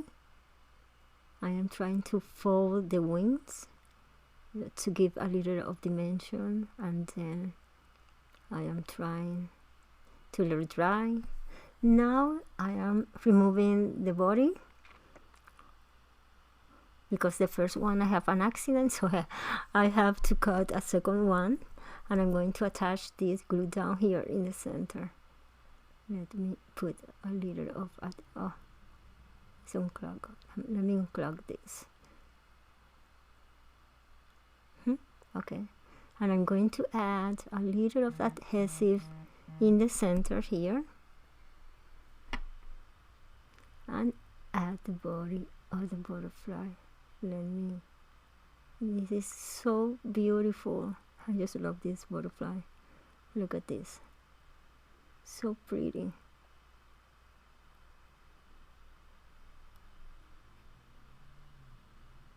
Okay, I have the butterfly ready. Let's move with my page, and these are the flowers. This is the photo, this is the mat from the collection that I show you, the papers that I cut. This mat, I was thinking, but no, I don't like with the yellow. I think I'm going with the pink I love to maintain of the same colors. Now I'm going to glue down this to the mat, my photo. Let me put it here in the center. Centralize here the photo, and it is ready. Then I'm going to add 3D foam tape because I want a little dimension that the photo pop up. So I am adding 3D foam tape on the back. As you notice, I already made a bunch of these flowers in the paper that I show you, and cut all these flowers as you see. The idea here, if you like, you can let us simple this layout only with the red direct on the paper, but in my case I love dimension, so I cut a bunch of these flowers, and I'm going to place it here to make like a flower cluster here, like a semicircle with all these flowers.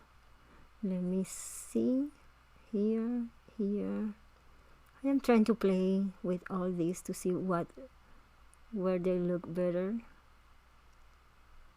And then this one and this one. Let me see this. I think that it looks lovely if this one like it is hanging and touch the photo, and this here. Let me see. And the butterfly. And the butterfly. I am trying to give like a little shape to each of the wings, to the 3 layers. You see, give a little of curvy here, let me see, and here. And then I want to place this between the flowers. Let me see.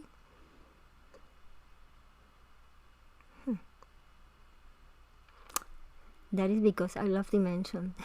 But if you like flat, you can let it flat. And I think that it looks nice in this way. Let me see. I just need to see the things before I glue down everything. So it's time. I put a 3D fountain behind all these flowers. So I am removing the back cover of the foam tape, and I'm peeling all these and put in here, playing with all the flowers, trying that they look ones that they all looks dimensional, because ones are on the background paper and the second one with the 3D fountain will give you this 3D effect that I loved. Then let me move the butterfly, and I think that I'm going to attach this. Okay, I don't know, I am moving everything now. Let me see if I put this in this way. Okay, I do this all the time. Sometimes I put the things in one form, at the end I change everything.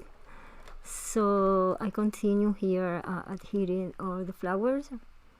It takes me a little of time to peel off the back of the foam, and then I'm going to place this here. Let me see, in this way. Okay, yeah, in this way here, the butterfly here, and then let me see,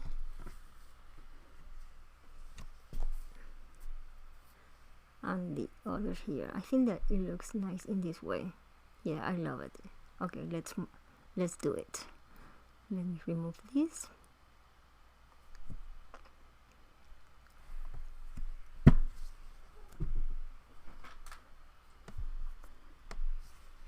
It takes me time sometimes, the phone tape. Let me see here. I'm trying to put the stem behind the other one to hide the stem behind the other flower, and look at this. Look it. I like it. I got it. Yeah, I'm happy now.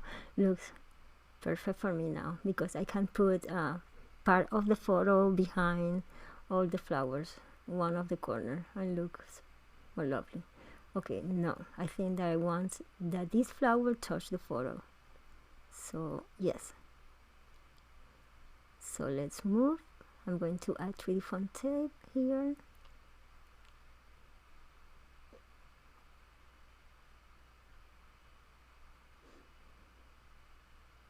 And now let me place it here in the top.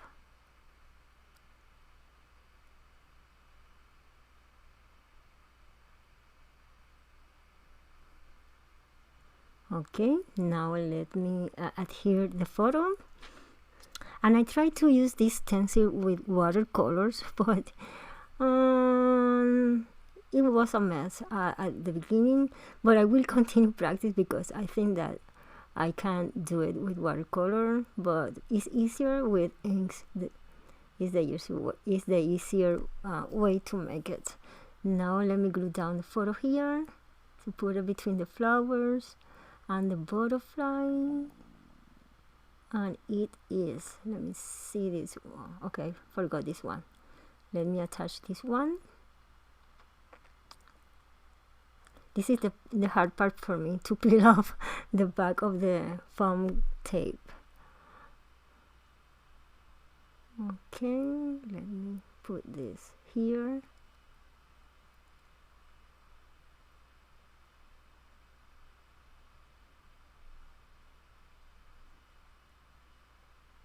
Okay, here, let me see. Okay.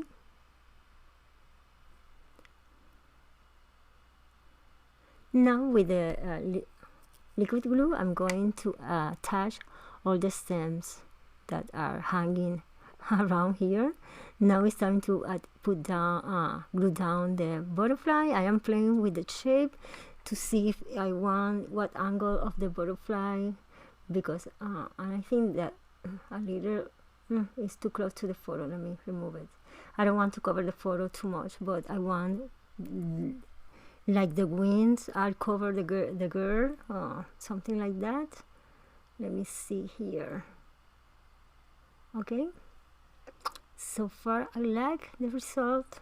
Let me see what else I'm going to do. Let me let it dry the butterfly. I am looking here for my title, and I'm going to use the Effortless Artistry paper collection, and I think I'm going to use the Love You, and it comes, I'm going to cut this out, the love you word. And I love this because it comes with, as you see, many greetings that you can use. And then it comes with the die that is so easy because you can find the word that you select, pick up the die, and that is, you put it through your die cutting machine and it is ready. Let me take this. Oops, the tape. Okay, and I'm going to align this with the love you word. Let me see what is the correct shape here. It looks weird. Let me see if I select the correct one. That one is not the love you, so I pick up another one and match perfect with the correct one and match perfect. You can see here what I did. I already cut the love you. I attached the love you to a piece of cardstock that I paint with the warm lipstick and make like a mat around because I want to enhance the title. And look, I use 3D font tape and adhere it in this part of the photo to make a contrast between the other side of the photo, because the photo is in black and white. Now I have a second 12 by 12 paper because, okay, if you like it as it is, you can let it like that, but I always love something more, and I'm looking for more texture here, so I am ripping here the paper. Like I can say that it's like a 1.5 inch from the bottom to the top, and I am here using my finger to rip the paper. I am doing carefully because, as you see, I am doing by I didn't take any measure. I want a regular. I don't want something perfect, so that is the reason. Now I'm going to attach this part to another 12 by 12 white cardstock. I'm going to let like a 1 inch from the bottom without glue because I'm going to put other layers of paper. Now let me align this and attach this to the base paper, and you can see here how it looks. Now with the rest of the paper, I want to make like a 2 more strips of paper.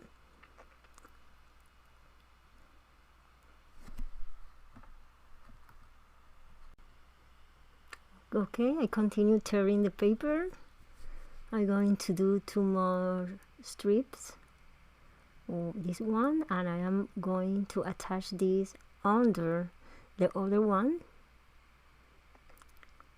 because I want to make like a layers here to give textures on the bottom of the page, and I'm going to place this under the other one. Let me see. Let me glue a little more the paper, and now I'm going to apply the liquid glue to one of my tearing papers here, tear strips.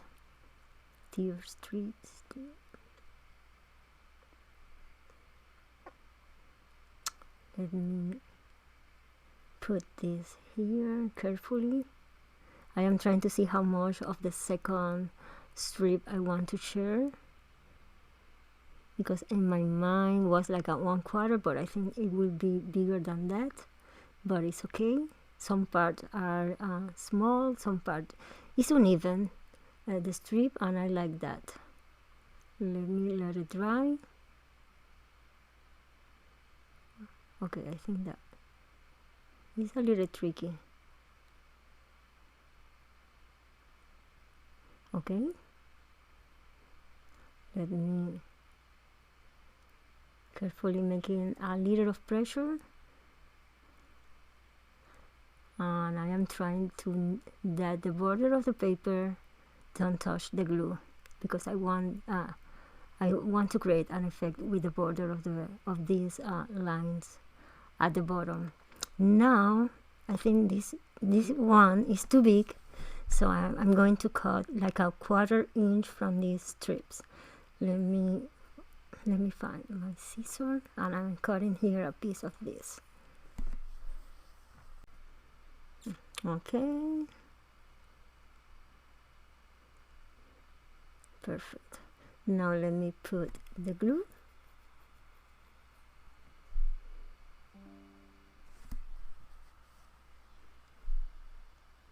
And now I'm going to do the same and attach this under the second strip. Here, let me see, like that. Here, and here. Let me push this a little more. It's too down. Let me, okay.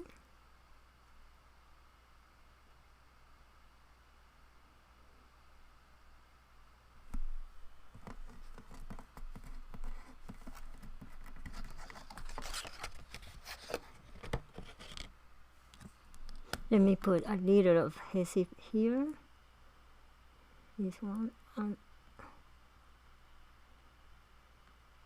in this corner, and I think now it's ready.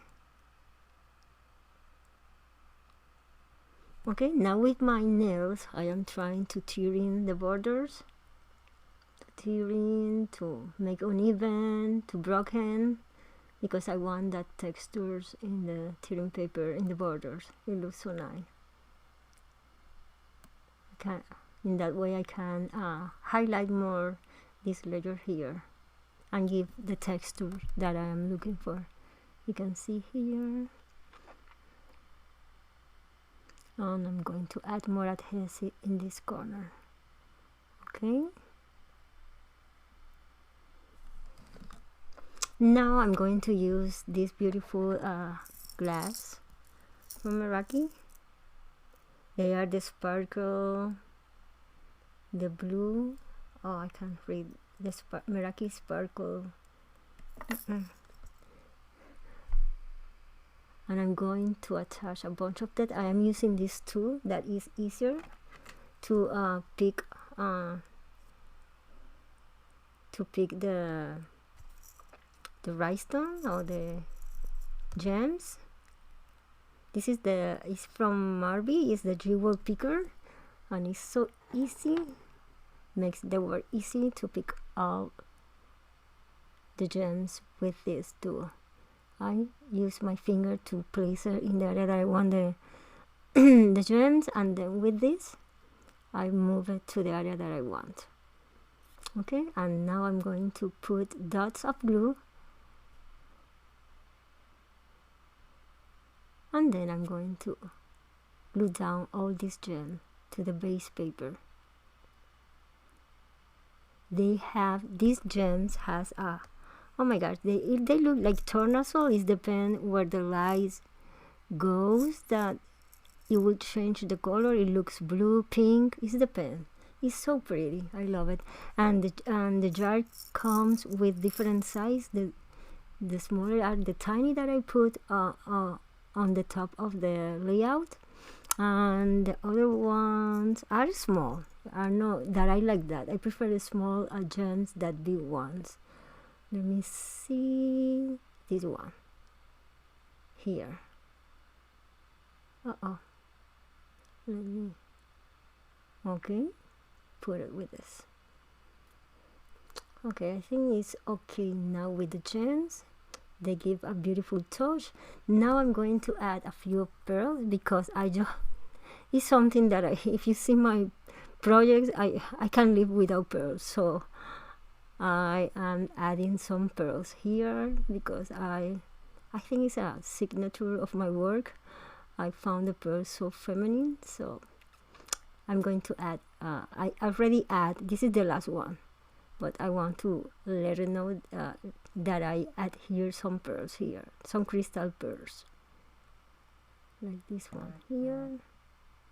Let me remove the thread of glue, and it is ready. Okay, as you see, so nice. Now I'm going to cover the photo because I want to add, once I have all the page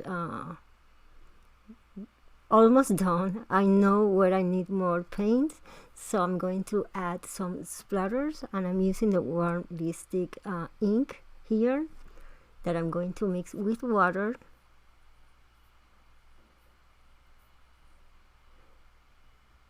And I'm going to add this color in some areas that I think I needed here.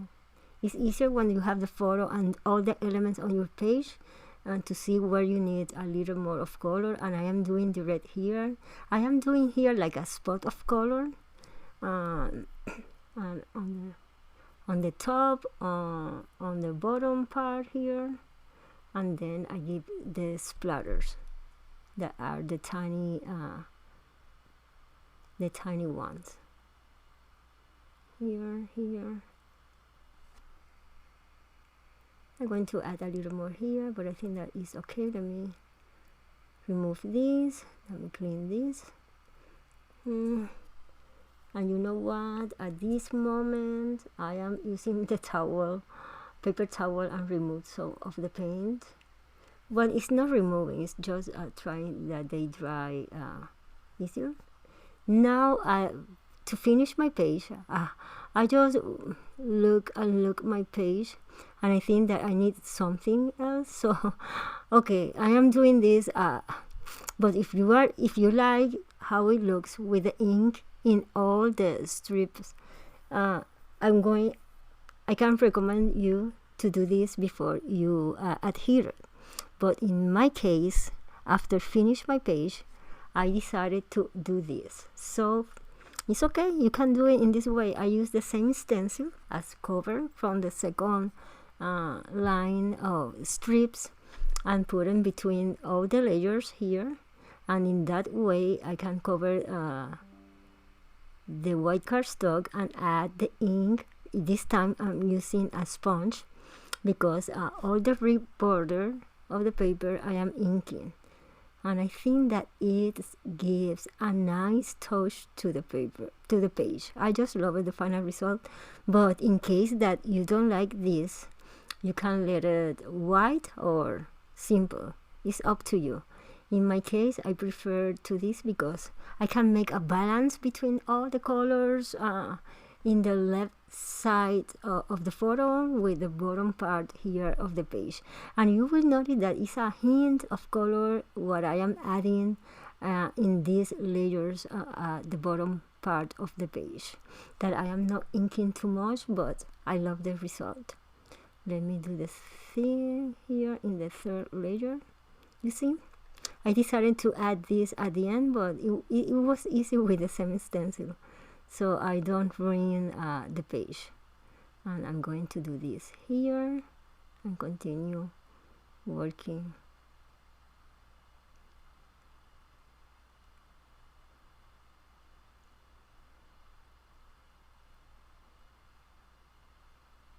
And here.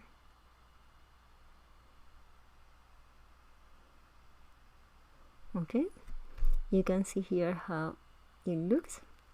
I just love it. I love the final result of this page. It's very romantic, feminine. You can see here with a beautiful butterfly and all of the Meraki products. And the stencil is awesome. And you can see here the photo. I hope that it inspired you. Let's move to my second. I made a variation using the same stencil, but this time I use the Squeeze Lemonade, the Fossil Amber, and the Kitsch Flamingo.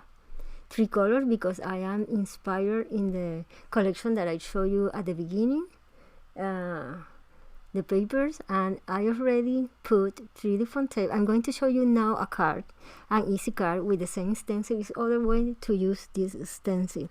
When I made this card, it's easier to work with the stencil because it is a flat, it's a rectangle, so you don't have to be careful and make marks.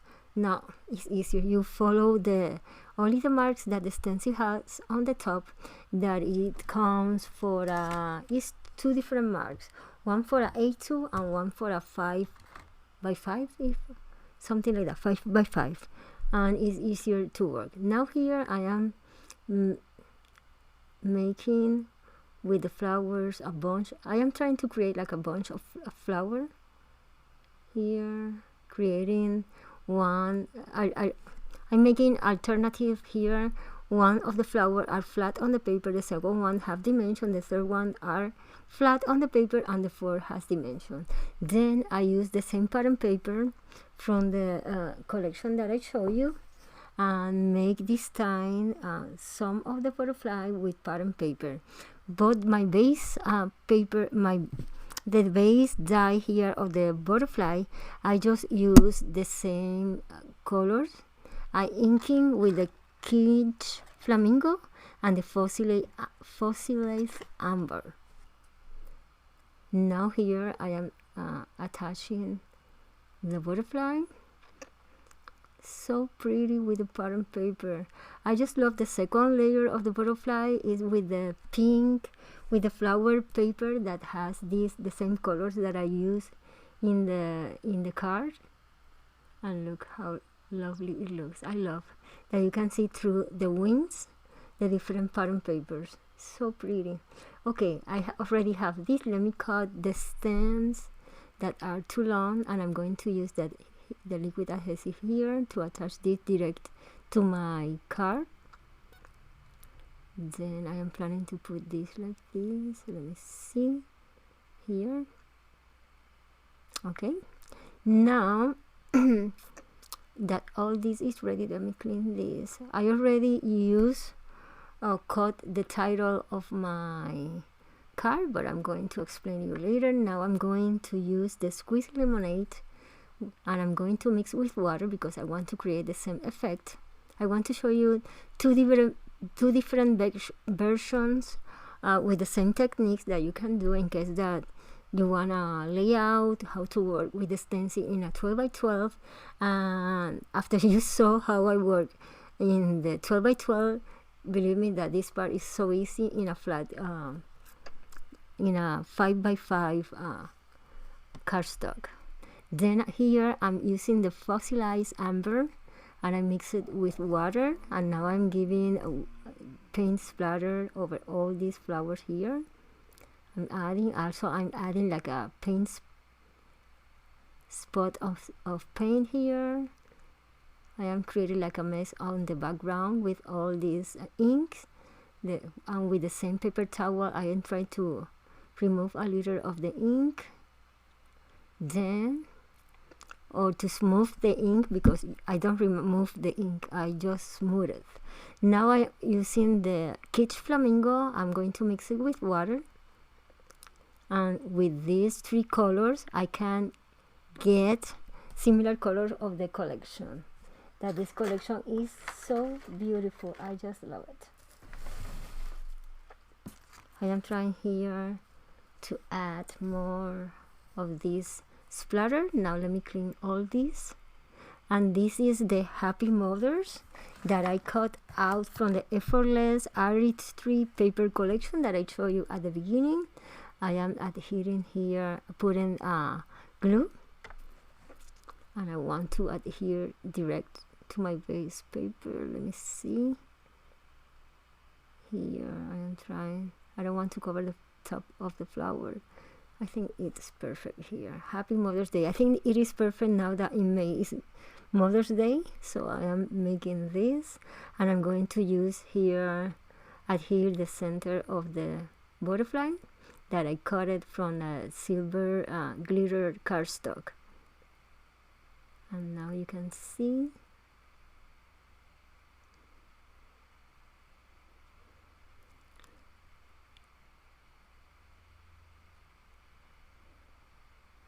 In that way, right? I think it's in that way. But first I need to cut down the size of the paper. It is too big. Let me cut a piece of this paper.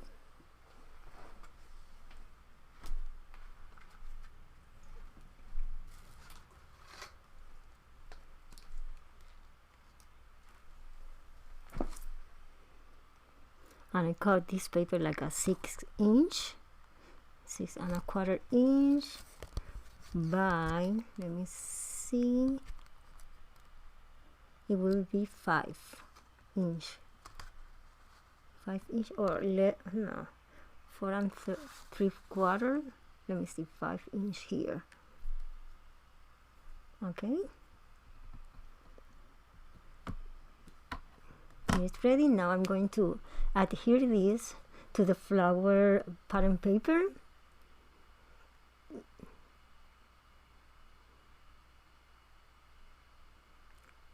Here,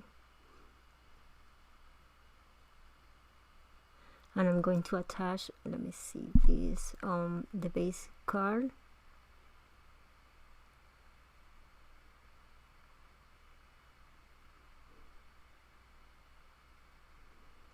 And the butterfly I want to attach here. Let me put it here in this corner.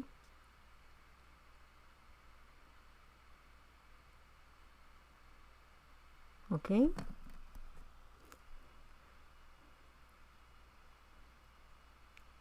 I give a little of angle, and I love the liquid glue for that.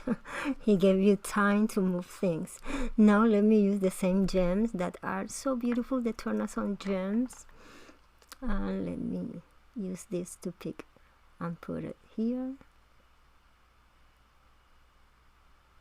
I'm going to add a bunch of these gems around all these flowers, and I love that I told you it depends of the light that you will see how the gems are change, take the color around. Sometimes looks pink, sometimes it depends, sometimes looks blue, but here they look pink. That goes perfect with the combination of color that I use on the stencil work and with the butterfly. I want to add a tiny one here. This one, they are very tiny and I like it.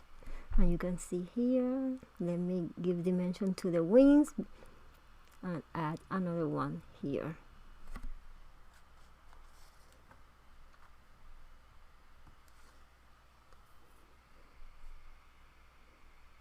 I fold a lot the first layer of the butterfly because I want to show the floral layer of the wing. Okay, now I'm going to glue down this to my base card, to the web. Let me glue down this. Let me glue this down like that.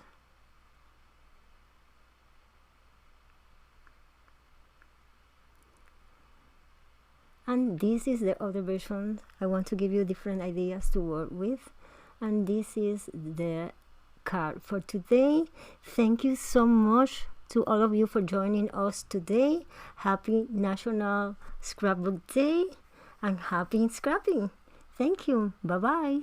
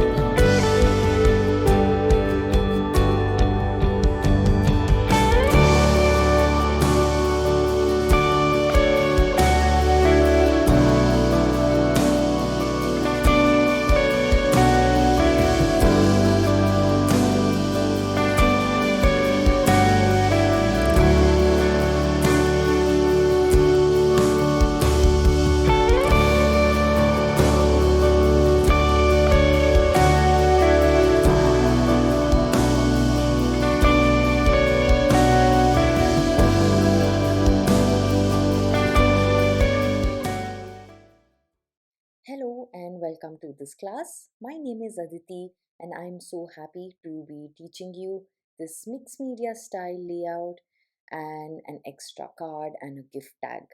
With all the prep work that I had shared earlier, we are all set to start creating our layout.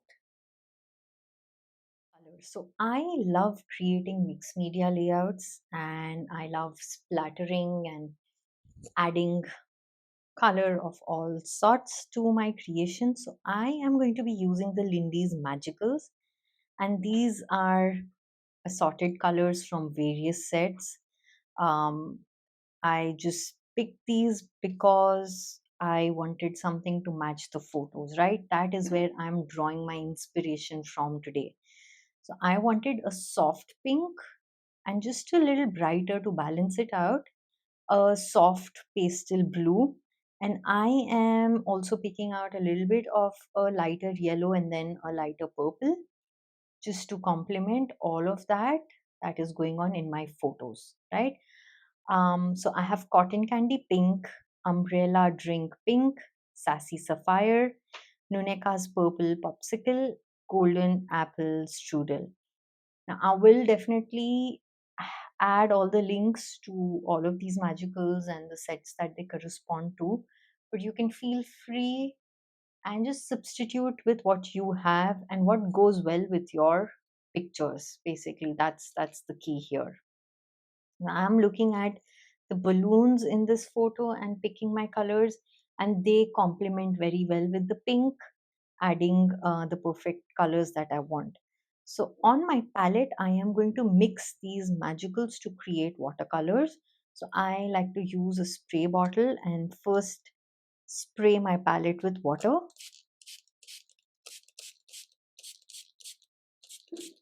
So I have 5 colors. I'm just going to make 5 mixes here.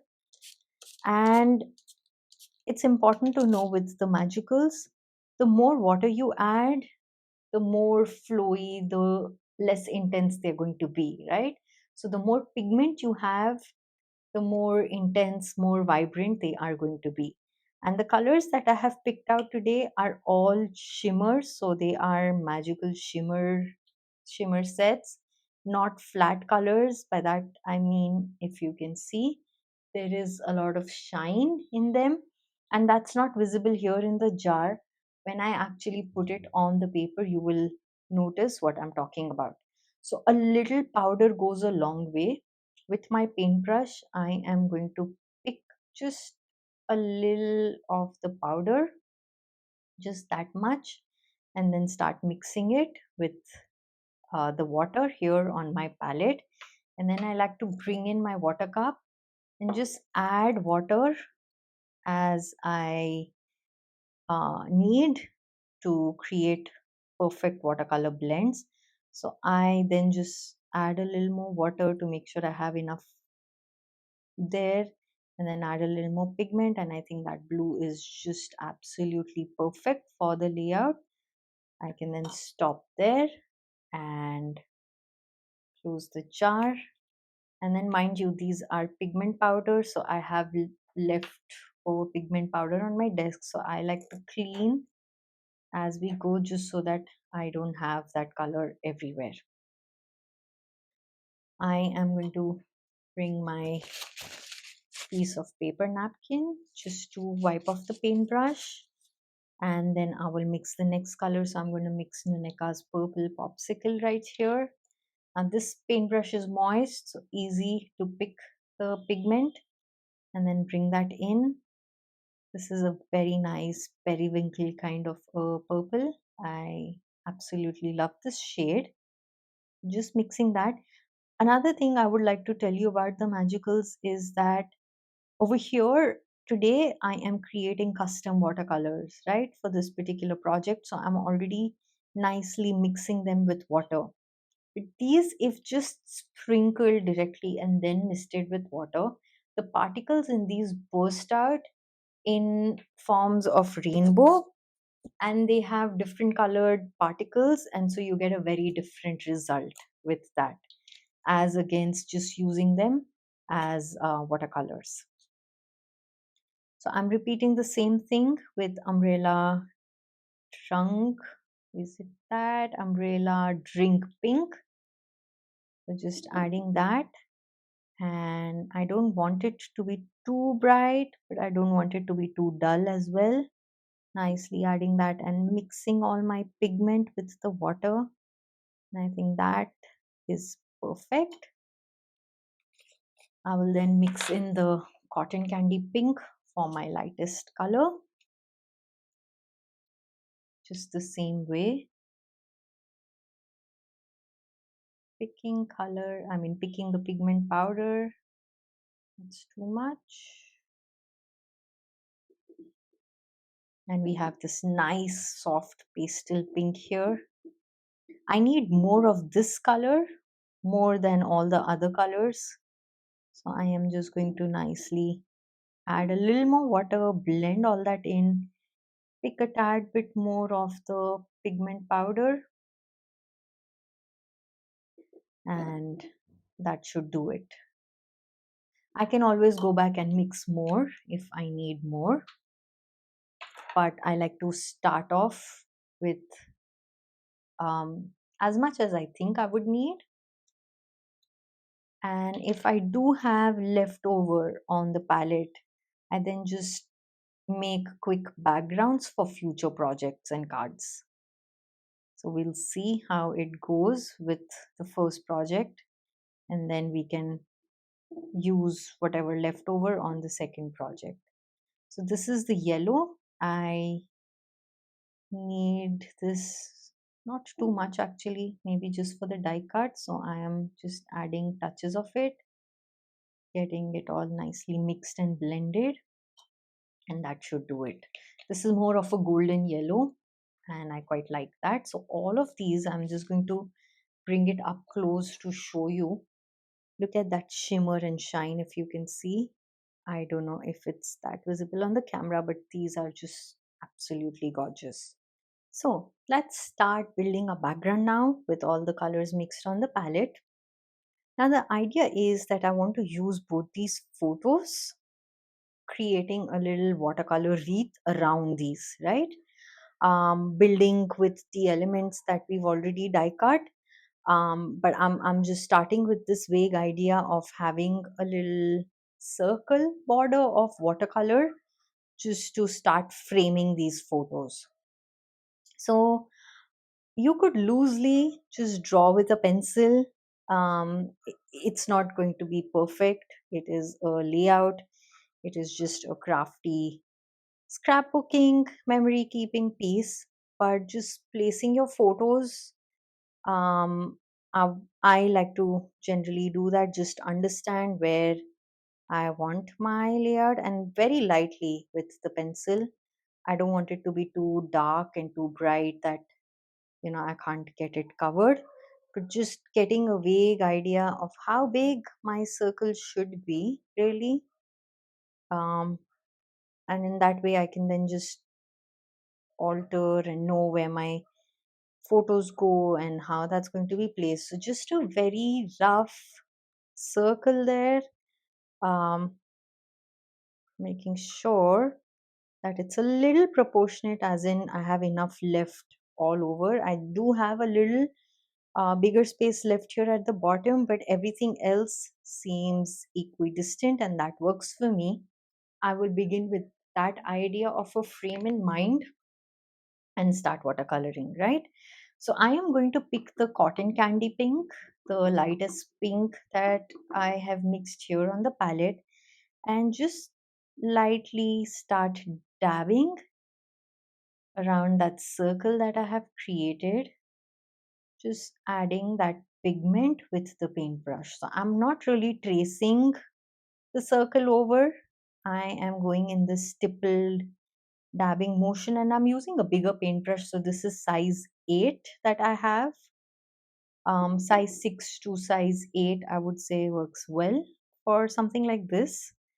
And I am just going to dab around that pencil wreath that I have created. So now you see my light pink is almost getting over. I will have to mix more, and that is what I was talking about. You'll get an idea only when you start to put this onto paper. Until then, it's very difficult to know how much to mix for a project like this. So now once I have all of that done is when I will start kind of spreading it out a little bit roughly. And this is not watercolor paper, neither have I primed it with any form of gesso. So my color is going to sit there on the paper and not kind of smoothen out or not blend very well. So if you want your color to blend in, make sure to use watercolor paper. If you want for colors to mix and blend very well, then make sure to prime with either white gesso or clear gesso, whichever it is that you prefer. And if you are not using watercolors, right, if you are just using your inks, substituting this with inks, then you could just ink blend with a blending brush, blending tool, and add your colorful wreath there. So there are possibilities. You don't have to really use the same product that I am. Definitely, you can substitute with what you own, what you have, what you feel called to. You could also just use regular watercolors, be it pan or watercolor tubes, however it is that you prefer. And I am really sorry, I have dogs barking out there on the street today, of all days. And I really apologize if that's loud in the background. I don't have control over that, unfortunately. So I am going to just kind of add that, blend it all out. I have created a little watercolor wreath there for myself. And now I am going to start blending this out. You heard that right. I was just talking about how you cannot blend without priming, but I will blend it out by adding splatter. So I am going to go in with the darker pink and just start splattering on the inside and outside of that wreath that we've created. And that is going to create an illusion of color just flowing out and in through this ring that we've just painted. Now you could substitute these splatters with a thinner paintbrush. I will do that in just a minute. I want to first add these bigger drops to make sure I have the bigger chunky splatter going on, and then I can go in and add the tiny ones. So just adding that. I am going to pick uh, 7, or I am looking for the right paintbrush. Yes, that's right. 5, number 5 paintbrush. And I will pick that and add finer splatter. You see tinier drops just everywhere, really. So I am going to first do that with pink. Now my darker pink is also kind of finished. So I'm just going to spray a little more water there and mix a little more, just a tad bit more. So I will do this as and when I need any color, starting off with little and then adding more and more as we go along. Just adding the finer splatter, and I'm making sure that some places it's just extending more towards the outside, some places more towards the inside, looking organic, it's splatter, so it's going to be organic any which ways. I don't have too much control, but just kind of creating that sense of freedom, that burst from that light ring that is going on there. I am going to expand it outwards, and then I'm going to repeat with this thinner paintbrush itself with the purple and then that light blue. So picking in the purple, the lilac, I am going to start adding splatters, and this is going to slowly start coming to life. Right now it might probably look like just a hot mess, but stay with me. Trust me, this is going to work out and create a nice, vibrant, colorful layout as we get along. So adding the lilac splatter, I will then move to the aqua. Just repeating the same process, and I love the way all these colors come together, that nice pastel fusion of colors that we have going on. Absolutely incredible, already makes me happy. And that's the idea. I love making layouts because they make me happy, because when I look back and look at that memory, it is going to make me smile, right? It is going to um, make me happy end of the day. Plus it'll make this little girl happy when she sees all of this colorful rainbow, unicorn kind of colors going on. That's something that she really loves, so why not?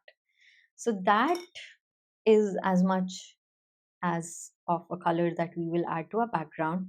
And I am going to just set this aside for now for a moment and bring in the white wreath, the flower die cuts, to color those. I like to keep all the pieces of the flowers together, so when I'm coloring, I have an idea of how they look, and so I can, color some layers dark and some light. For now, I actually want to just color one of the flowers and then both the leaves that we've die cut. And I will then pick my bigger paintbrush and I will just nicely mist these with water once. Now again, you could die cut these elements on watercolor paper, and if you are not using the magicals, you could ink blend them at this stage. You could use whatever medium it is that you're using, but the idea is coloring our die cut elements. So I have used natural cardstock, and this is going to soak in all the color. I am okay with it because as it dries, it's going to give me a nice textured look, so it doesn't really make much of a difference to me. But just in case it does to you, so just choose your paper adequately, um, depending on the medium that you're playing with. Right, so just picking the yellow with my paintbrush, I am very loosely adding it to these die cut elements to slightly tint them. That's about it.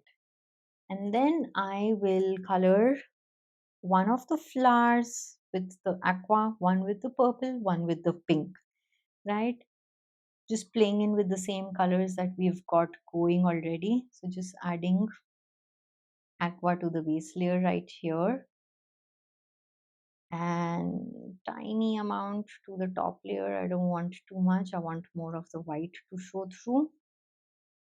And then I will add the darker pink on the base right here.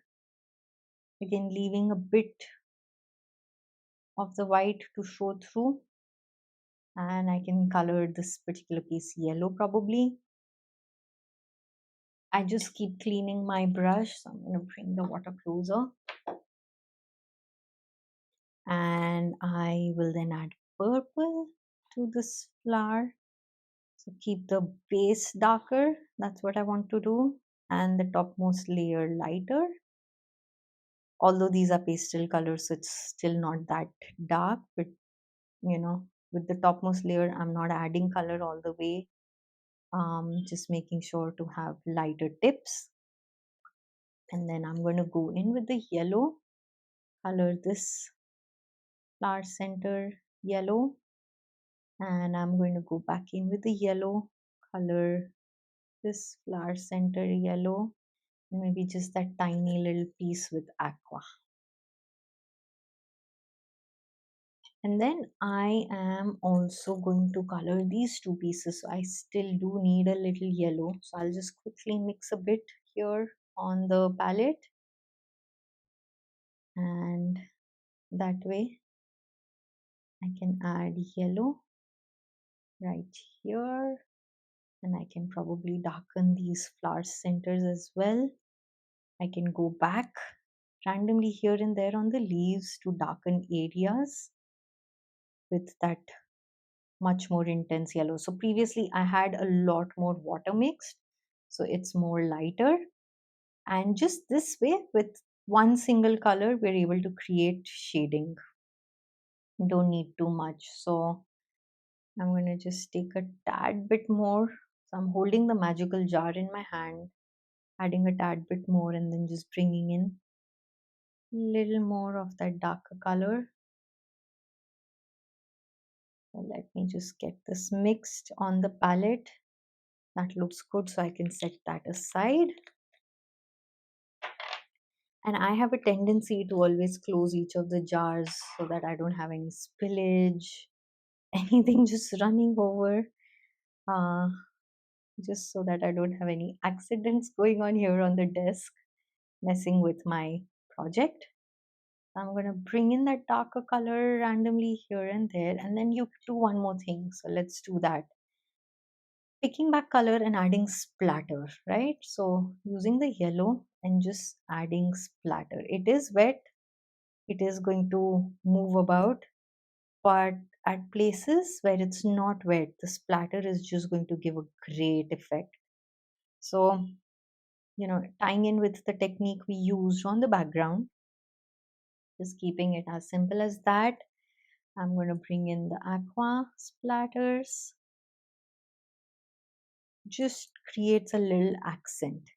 I can actually even do this, go in with aqua splatters on the purple flower, creating a little variation. I can then go in with purple splatters on the pink flower, creating a little variation.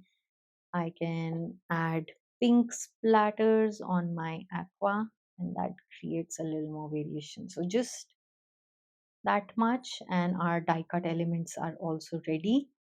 And we will dry these with a heat tool so that we can put these together and layer them.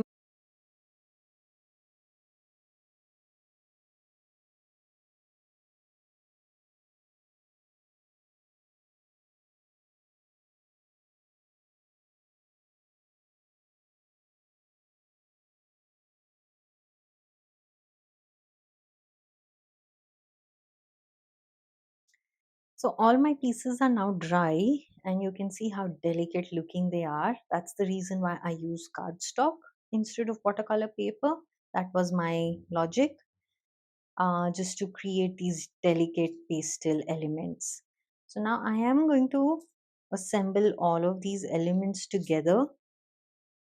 Until then, I have just left the background to dry on its own. And then when I am ready with these elements, I can bring that back in and see if I need to do anything else with it.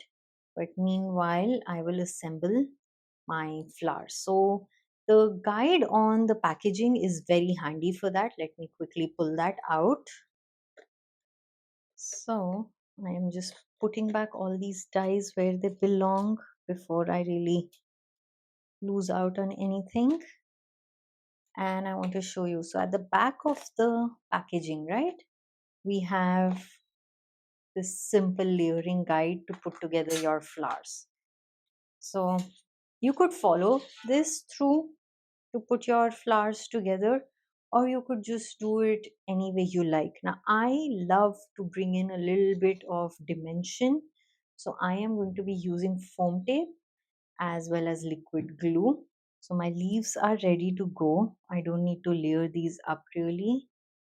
I just need to focus on layering the flowers. So let's pick the first one, that is the base piece, and then this one goes right over that one, right, just so at an angle, creating that nice looking flower. And then we have these two pieces, the smaller one laying on top of the bigger one, and then that just fits right here in the middle. So what I like to do is use foam tape. So first, just with these two pieces, I am going to actually use liquid glue. So I'll quickly apply a little bit of the liquid glue right there and pick my smaller stamen piece for this flower and get those two adhered well. That is done. That looks good. I will then cut out, so you could use tiny foam squares if you have those. I generally have these bigger tape rolls and then I cut my own tiny squares. So I like to cut thin strips out of the foam tape and I do it at least 2 or 3, but I don't need too many right now. And then I can cut tiny squares for what I need. I need about 3 for today, and I will just adhere those. So I place my foam tape on the back of this topmost layer, and then I'll add a tad bit of the liquid glue there,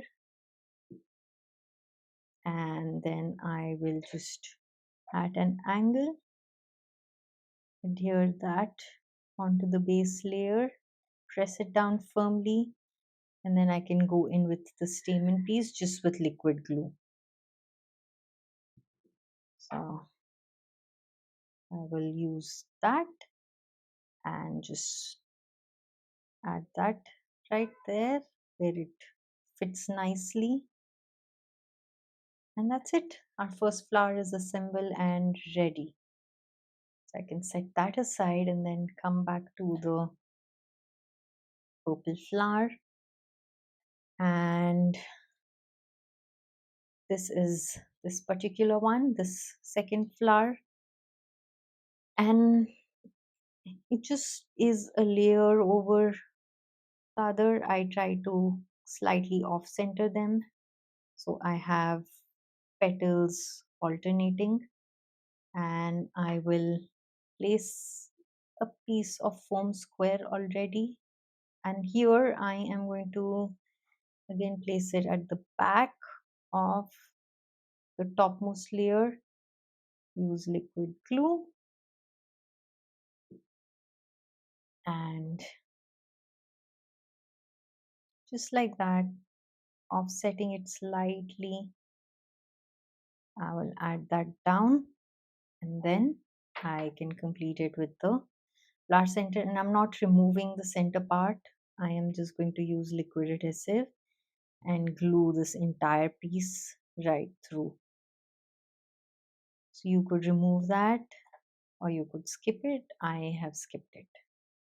And then I just like to also add a little more dimension by curling the pieces further. So just, with my tweezers, pressing through and curling upwards, outwards, inwards, just for a little more dimension on the petals. That's it. Not too much, just slightly there. And that looks good. And for the last flower, I don't have to do too much. I can add now my piece of the foam square is a little bigger, but that's okay. I'll show you how I cover that up later. So adding that, and this is done, right? So we have our elements layered, so I can set aside the die, and we'll see. I might need more flowers once I begin layering, but we'll come to that a bit later. If we need, we have color on the palette, and we can just quickly repeat the same process and do that. So I am going to put all of this aside and bring back my layout. It has kind of dried up, but just a little bit. It is still a little moist, so I'm going to give it a quick dry with the heat tool.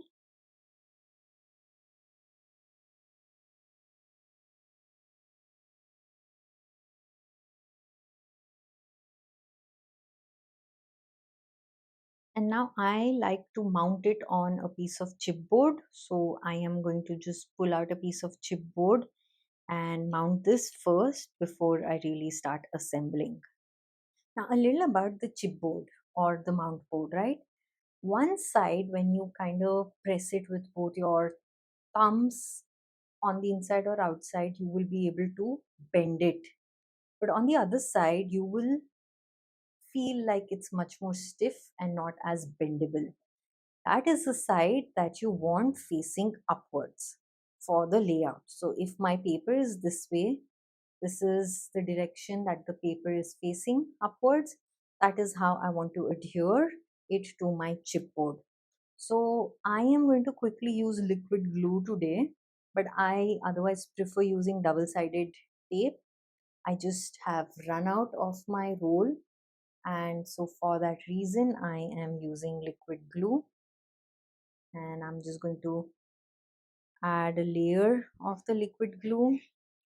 My chipboard is slightly smaller than 12 by 12 inches, just so that it nicely tucks underneath my paper.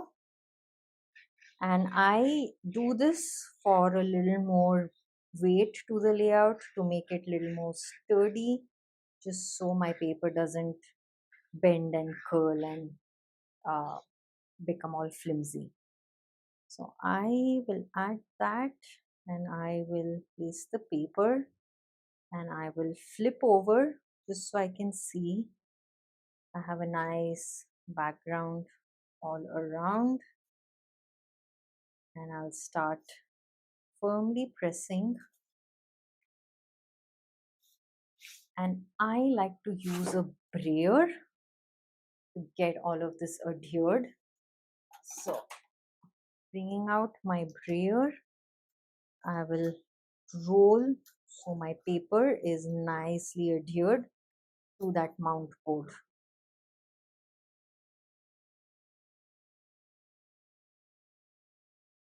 I have that adhered nicely. I can then set everything aside and just zoom out a tad bit here, just so that I can bring in my elements that need to go on the layout. So my photos, I have the two photos, my die cut stars, I have loads of those.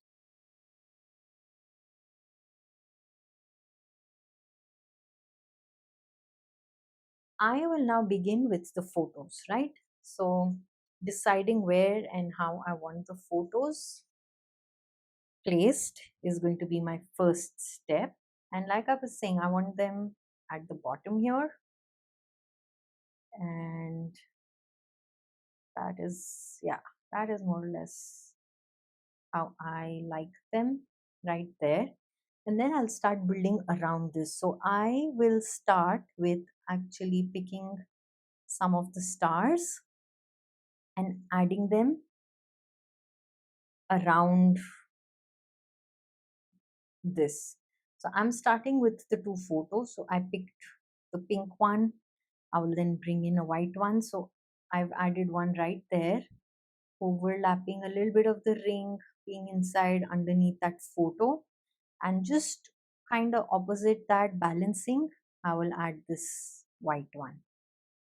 Then I am going to go in with a smaller white one and maybe add that, maybe actually the smallest one, just slightly offset outside of the ring to create that sense of balance. And so I'll do the same thing with the smaller light pink one on this side, adding it outside. And then right here I need one more, and then I need one more right here, because I like working in threes. It creates a sense of balance to me. Odd number just works very well that way. So I want one here and one there, and I want to use the second size. So I will probably use the white second size there, and then the pink one right there. Okay, so it's already created a sense of balance, and we have movement between these two photos. Now I want to bring in my colored stars, and let's see, I will add them near the photo right there. And I am going to now start reshuffling and rebalancing. Maybe pick the smaller the smaller pink and add the smaller colorful one and bring the smaller pink right here. Pick the smaller white from there and add another smaller colorful one instead. Create that sense of balance. And I need a medium one here, right? So I am going to pick maybe this. That works. Instead of this, I'll put that back. So it is just about playing and balancing and seeing what looks good. So I have 3 clusters of 3 stars and it's working with my ring, creating a nice sense of movement through the photos. I am not matting the photos. I'm using the photos as is because I'm bringing in the stars as my other elements. So since I'm happy with this and this looks good, I will start adhering these down. So first up, what I am going to do actually is apply foam tape on my photos to bring that dimension there. So bringing out my double-sided foam tape, I am going to add layers to the photo. So I think 3 strips for me works well. Again, you could use fun foam. You can mount them on chipboard. You can mat them on pattern paper. Anything really. It's what you like, what you prefer. I have a lot going on and I have a great size for the photo, so I don't really need any mat. And this foam tape works for me to sort of bring that depth and dimension. I don't need to add more. So I am going to just paste that and see. Now this, I want this to be a little more higher than that. So I am actually going to peel off just a bit on the side that I have that imbalance being created and add just one more single strip lengthwise, and that will help me achieve that sense of balance there. So let me show you. Just like that, this is then going to be raised above this particular photo.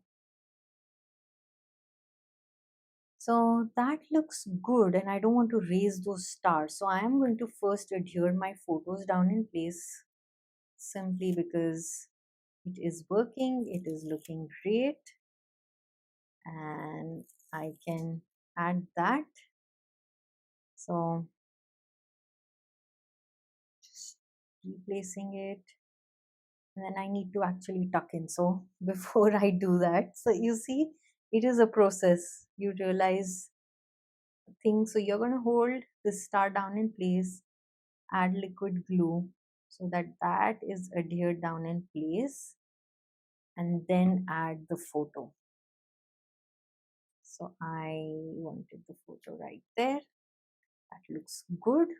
Now doing a little check with this photo. My star is going to be here, so I am going to hold that down in place and add liquid glue there. Press it down firmly, and then I can adhere this particular photo overlapping with that. So just checking everything looks good. I can press that down. That looks great. It is working just like I wanted. Now this star is going to be above the photo and I'm going to glue it down, and it is going to glue down well just on one single photo. So I will add that, and I will add a tiny piece of foam tape just to balance it out, just so it is balanced and not wobbly right here at the bottom. That way everything is sturdy. And then I have to just glue down some of the stars. So I have added glue only in the center, and what that will do is lift up the edges, and I quite like that effect. So if that's something you like, that's good. If not, you can add glue all over and then adhere that. So I am going to just do it like that, and then bring this one in, and that. I then have these two stars, so I can start gluing these. So it's a simple layout. You just need to prep your elements, your colors, do a little bit of that mixed media splattery look, and then it's very easy to put everything together. So I am going to add that right there, and then I will add this one right here. And now I will bring in my leaves to start working on the wreath.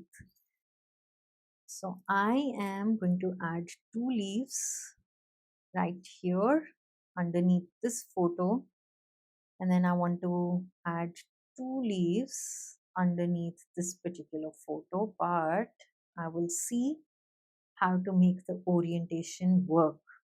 So I might actually end up doing this all in the same direction, creating that same sense of movement, and I'm alternating the patterns, so that works in my case. I would want this to be actually tucked underneath the star, so I could do that very well. I could do this, and I can trim that off, and I think that looks good, just this flowing through there. I am going to first adhere these leaves down in place, just so I have all of that well attached. I'm going to just use tiny bit of a glue where I can tuck it underneath the star right there, and I will bring my scissors and just cut off that excess overhang. Looks good. So it is coming out from underneath the star, and then I can tuck this underneath that.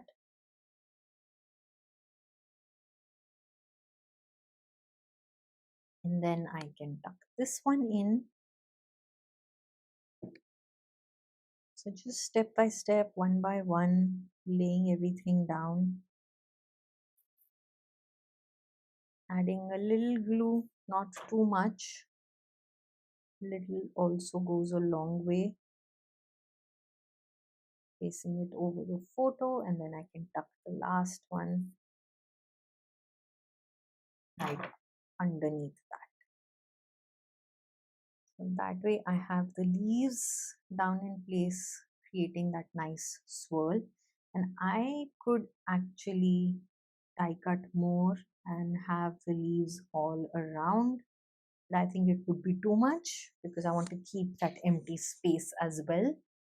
So this is looking good. And now let's play with our flowers to get a clearer picture of how the placement works, right? So let's see. I am maybe inclined towards putting that there,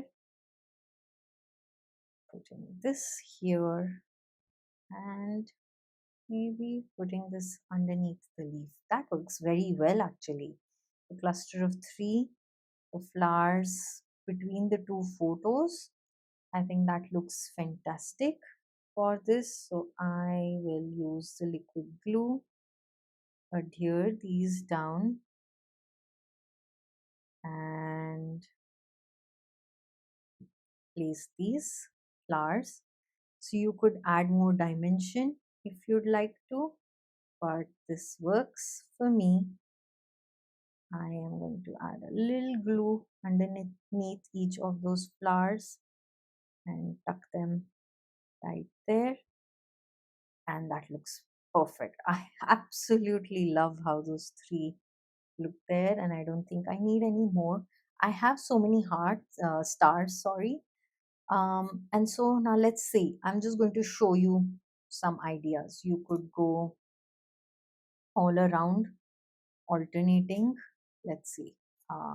Maybe with the big one, just to show you how that looks. I want you to know the difference. So we have that. Then we go in with this, go in with that, and then probably break the monotony with that. And just see, look, that also looks fantastic, right? Having stars all around. We began with the threes, but just alternating and having them all around also works. So maybe I am going to do just that. I will actually get rid of all of these excess and start to follow a little bit of the pattern right here. So I'm going to rearrange them once more. I will have maybe this medium sized pink one or colorful one. Let's see, maybe that outside. Yeah, that outside. The bigger one actually works, so let's put the bigger colorful one. Yeah, that works perfect there. I like that. And then maybe bring this medium sized one inside, bring this small one outside. I guess this larger one will come right here again, so we can squeeze in another smaller colorful one, or a medium colorful one rather, right there. And I think that looks very good. I need to see if I need any extras right here at the bottom, because I have some stars there, so I want to see if, just some peeking through would look good since we have that going on. Can do that.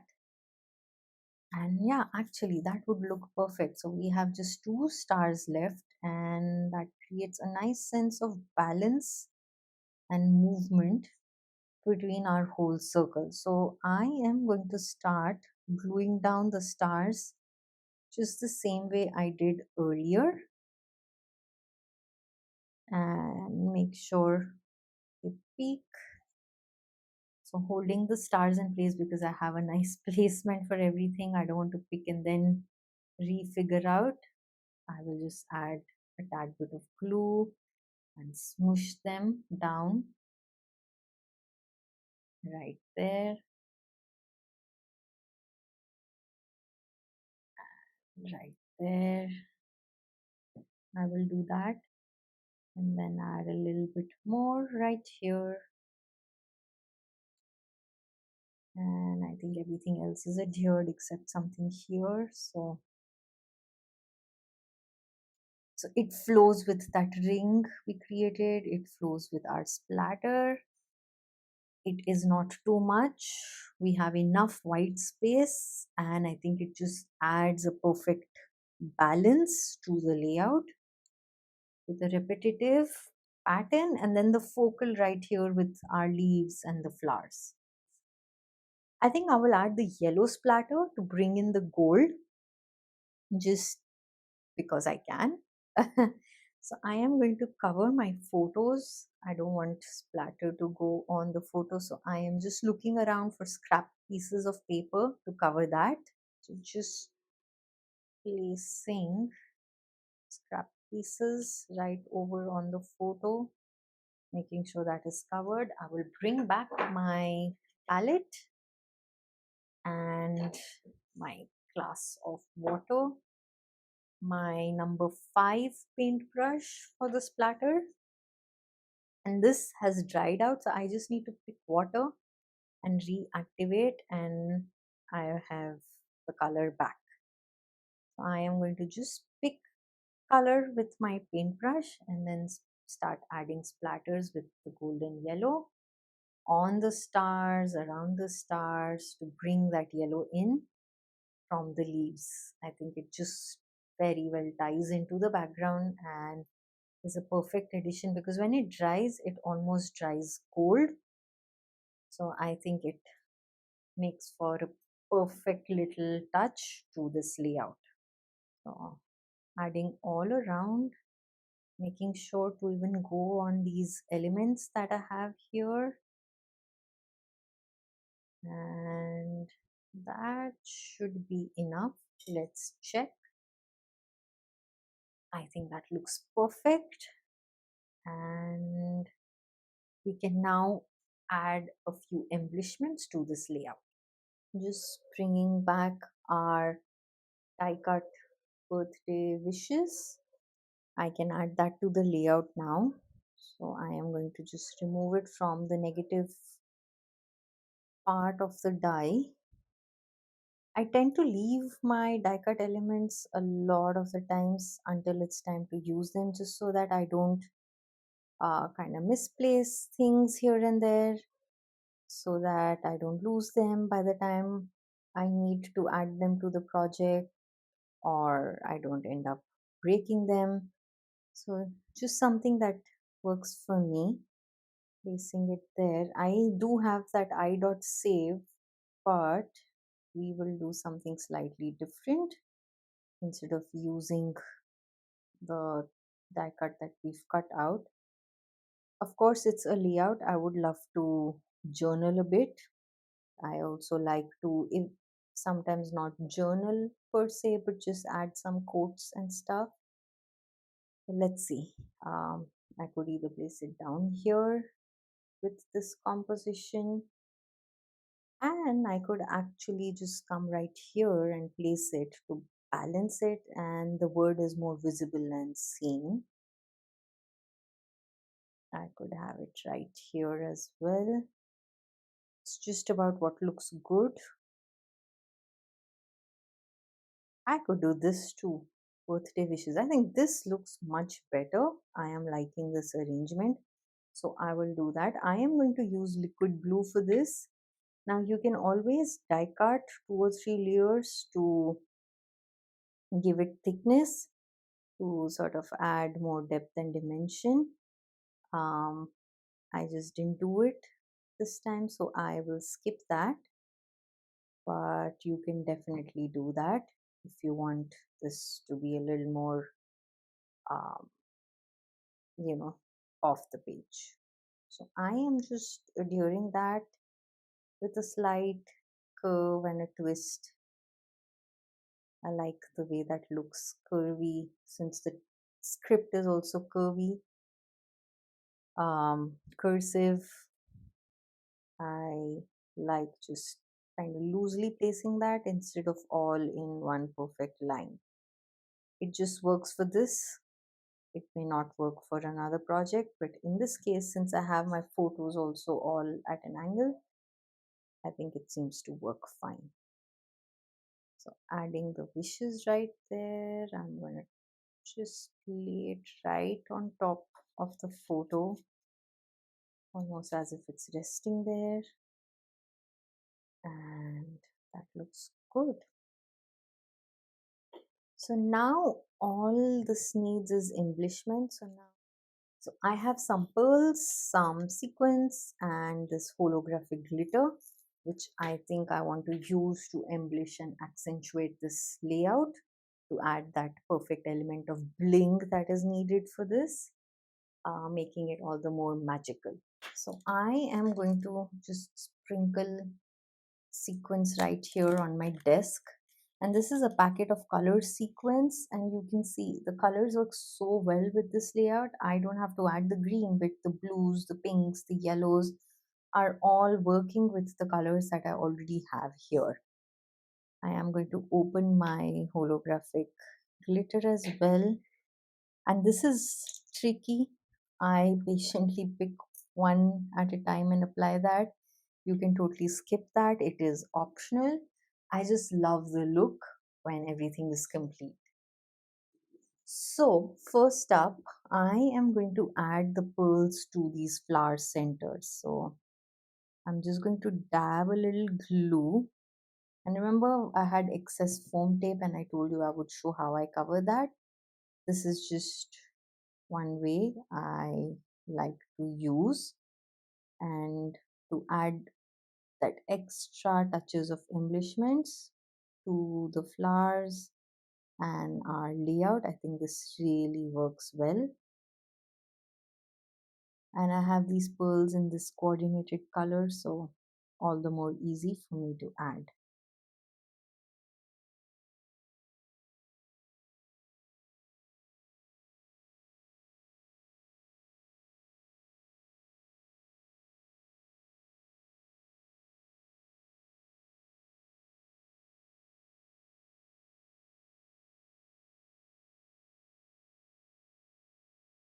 Right there, I'm going to leave it, let it settle in. So I have the pearls, that looks good. So now I could use the pearls for the eye dot, or I could also use sequins. So I'm going to place both and show you. I'm going to bring this blue and it adds that perfect blend, and I'm going to place a pearl and show you that as well. This is more subtle, this is more bling. I am going to go in with the pearl drops because I will be adding a lot of sequins any which ways. So I think the pearl drop for the eye dot is going to be perfect in my case. So just laying that there. I am going to add 2 pearl drops. We have just 2 eyes, so perfect eye dot. Let me place that one. This is done. And now I am going to start adhering sequence, right? All over, further enhancing that sense of movement throughout the layout. So I'm just, going to start gluing, because if I place and then pick, it's not going to work out, and I need sequence all over for this type of a layout any which ways. So it's not going to matter too much. I am going to alternate and just fill it up with sequence, like I was saying, for that perfect bling for this layout. You could add glitter too, or we'll see how this looks, and if this is enough, then we don't need that. So again, just alternating, just like I did with the stars. That's pretty much what I am following as of now to add the sequence. And it's almost as if the sequence will anchor everything else.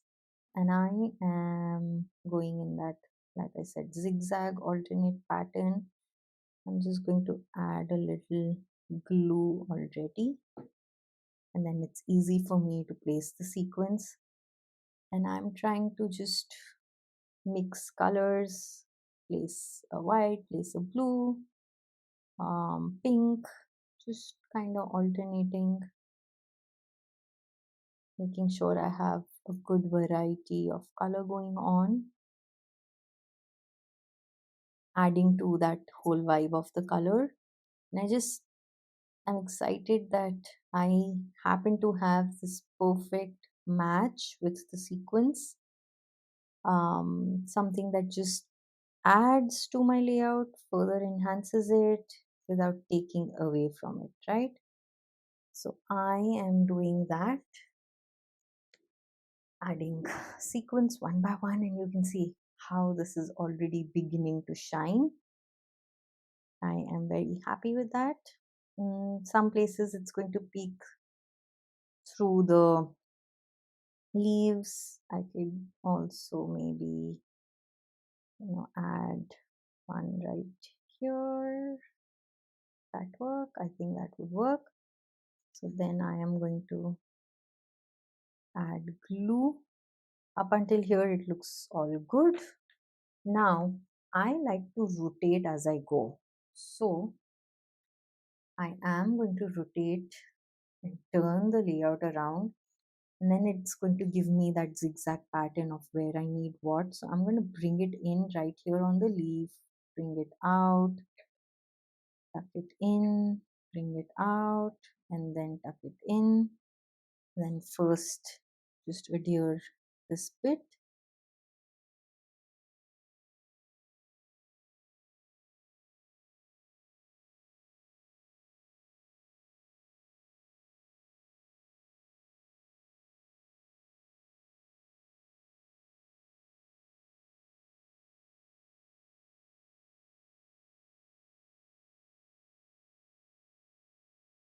and I'll first glue that and then I'll rotate. Just makes things easy.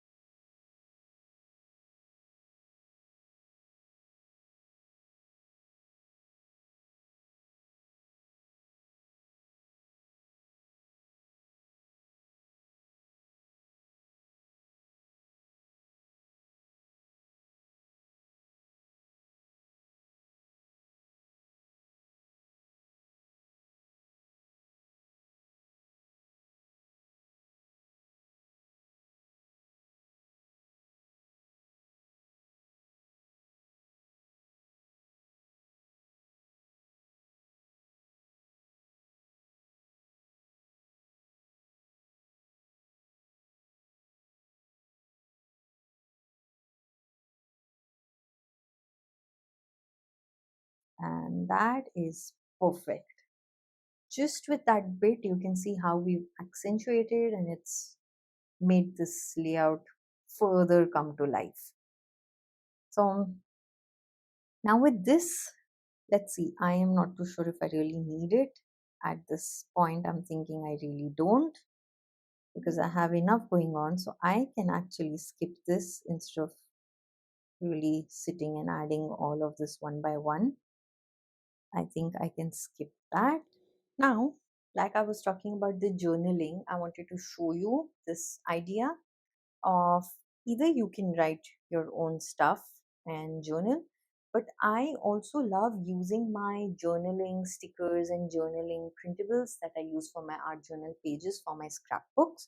So I have this book called The Super Messy Words by Lemon Creation, and I just have cut out a few which I think would go very well with this layout, right? I generally keep a few cut out so it's easy for me to pick out and then frame a meaningful sort of quote and sentence. And so I want to add this, and since I have four, I'm thinking of adding it on this side and balancing it all out. So I am first going to start placing with the first one. So that's when writing the story of your life. So more about on the lines of encouragement, dance to your own music. Maybe that can come there. Set your soul on fire. I just want to offset these slightly. Maybe place that a little lower and then shine like a supernova. I think that is just going to be perfect and it sits well on here, balancing everything. So I will adhere this down to place. Again, I am not going to use foam tape for this because that's my focal. These are just my anchoring elements of the layout. So I am going to glue them down in place with liquid adhesive and have them sit right there. And that adds for the element of journaling to this layout, right?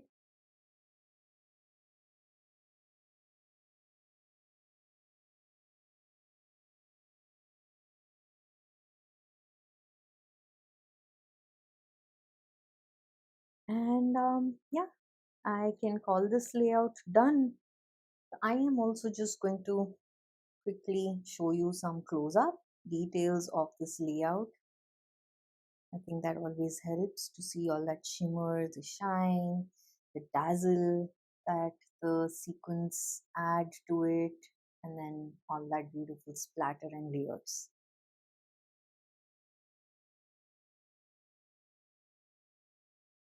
So I hope this layout has given you ideas. I am excited to see what you have been creating along in this class for this particular layout, what you chose to do, what products you've played with, and your result for the layout, right? So with that, let's dive into our second project of the day. So for the second project, we will put together a quick, easy birthday card using our leftover scraps, right? So I have these pieces right here. This one I was talking about earlier, making for a great shaker window. I am not going to do a shaker card. I will do something different, but you will get an idea of how you could make it into a shaker card as well, right? So we are playing with our scraps from our previous die cut pieces. So first up, again, I am going to quickly measure my base. So that's almost 6 by 4 1/4. And I'm going to keep it to this. I am not going to really trim it down because I think that looks great. But I will trim this particular cardstock down to match. Now, bringing out my paper trimmer, I will trim this down to 4 1/4. And I'm going to, it's not straight, so I am going to first trim it down to slightly more than 4 1/4. And it is 6. So I'm going to rotate, and now it is straight because I've got a straight edge. So I'm going to trim that off to 4 1/4, and I think this should fit perfectly over this. I just need to trim like a tad bit, just like this extra overhang. So I'll do that, and let's see if that extra bit works. Slight extra overhang on the length as well,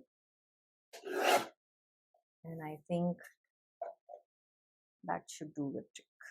So we have an almost A2. I don't know if this is the A6 size, but it works. It's a nice card. It works. We can put it on a card base, and this will look good as a landscape card.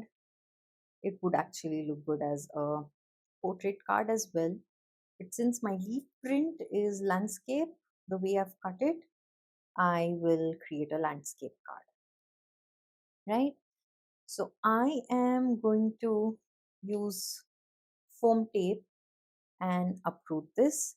And so like I was telling you earlier, this is where you will probably add the acetate backing and then uproot it with foam tape and then add your shaker elements and get a shaker card right there. I have shared this previously on Crafty Meraki's YouTube channel, a star shaker slimline card. And so I can share the link just for more inspiration and ideas about what I'm talking, right? So without any delay, let's start adding foam tape all around on this particular panel at the back of it. So tiny pieces, since I have this thicker foam tape. If you have foam strips, that would work very well as well. I am just going to use what I have and start trimming them down.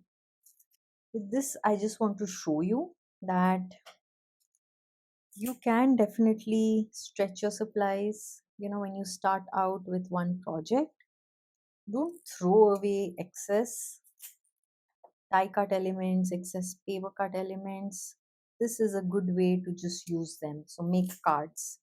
I think this is just a nice way of using those extras that we end up with without wasting anything. So if you see, I can actually get 2 cards out of those scrap pieces of pattern paper. So with this one, I am actually thinking it needs nothing else. It looks great as it is.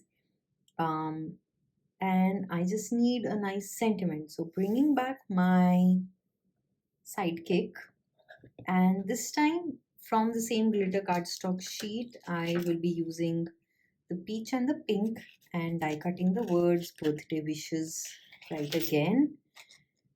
And that will create just a nice, fun, quick and easy card. So that can be die cut with that. And I like to use my scrap, so I do save up all of these pieces of the glitter cardstock that I have lying around, just so I can use it for things like this. So I am going to die cut both these words like I did previously for the layout. This time just for the card, and run that through the machine.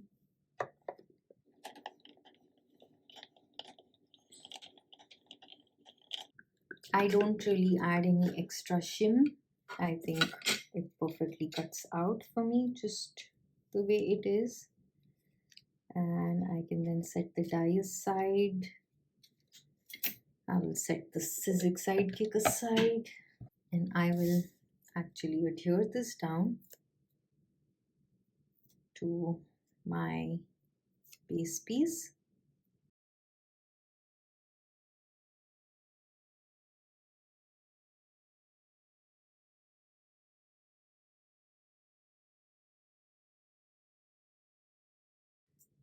And that is done. I can then adhere the frame down to the base, just like that. And let's see where the birthday wishes would look good for a very quick and easy card. So you can see for this, there was really no effort. It was mostly using the leftover pieces. And the trick then is when you're cutting out your stars, to make sure that you are using the panel size that you would like to use as a card frame, and the placement, just randomly place, so you create this frame with the stars. So just removing my sentiment of the negative space, getting rid of all of these excess pieces that I don't need within them. I am then going to figure out where and how this can be placed. I think right here is a good spot for that sentiment. I want to make sure there's enough. So yeah, the 2 letters, just enough to adhere them to the 2 sides. That works well. That way most of the word is right there. And then with this, I have more letters to adhere down here on the white space. So I will do just that with my liquid glue again. So at this point, I'm going to be adding liquid glue to the first 2 letters of the birthday and the last 2, because those are the ones that have that little support with the cardstock. Just adding that there, adding it at the end. That should work for me. And I will tuck it right there, gluing it down in place. Repeating that for the wishes. So this time adding glue to the center of the sentiment. That is where I have more space to adhere it down. So right there, it works perfectly well, right? And then my eye dots. So bringing back my tweezer, I'm going to put the peach one to the pink one, and then the pink one to the peach one, just to mix things up. I will add a drop of the liquid glue right there and adhere that eye dot, and then do the same for this one. And that's about it. That is one card done. Of course, you will mount it on card base and you have this one card ready.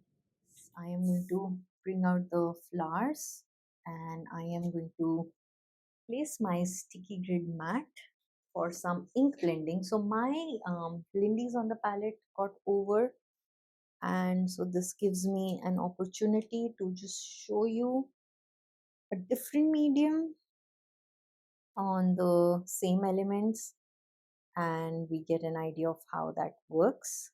So I am going to just pull out the elements and add them right here on my sticky grid mat so that it makes ink blending easy.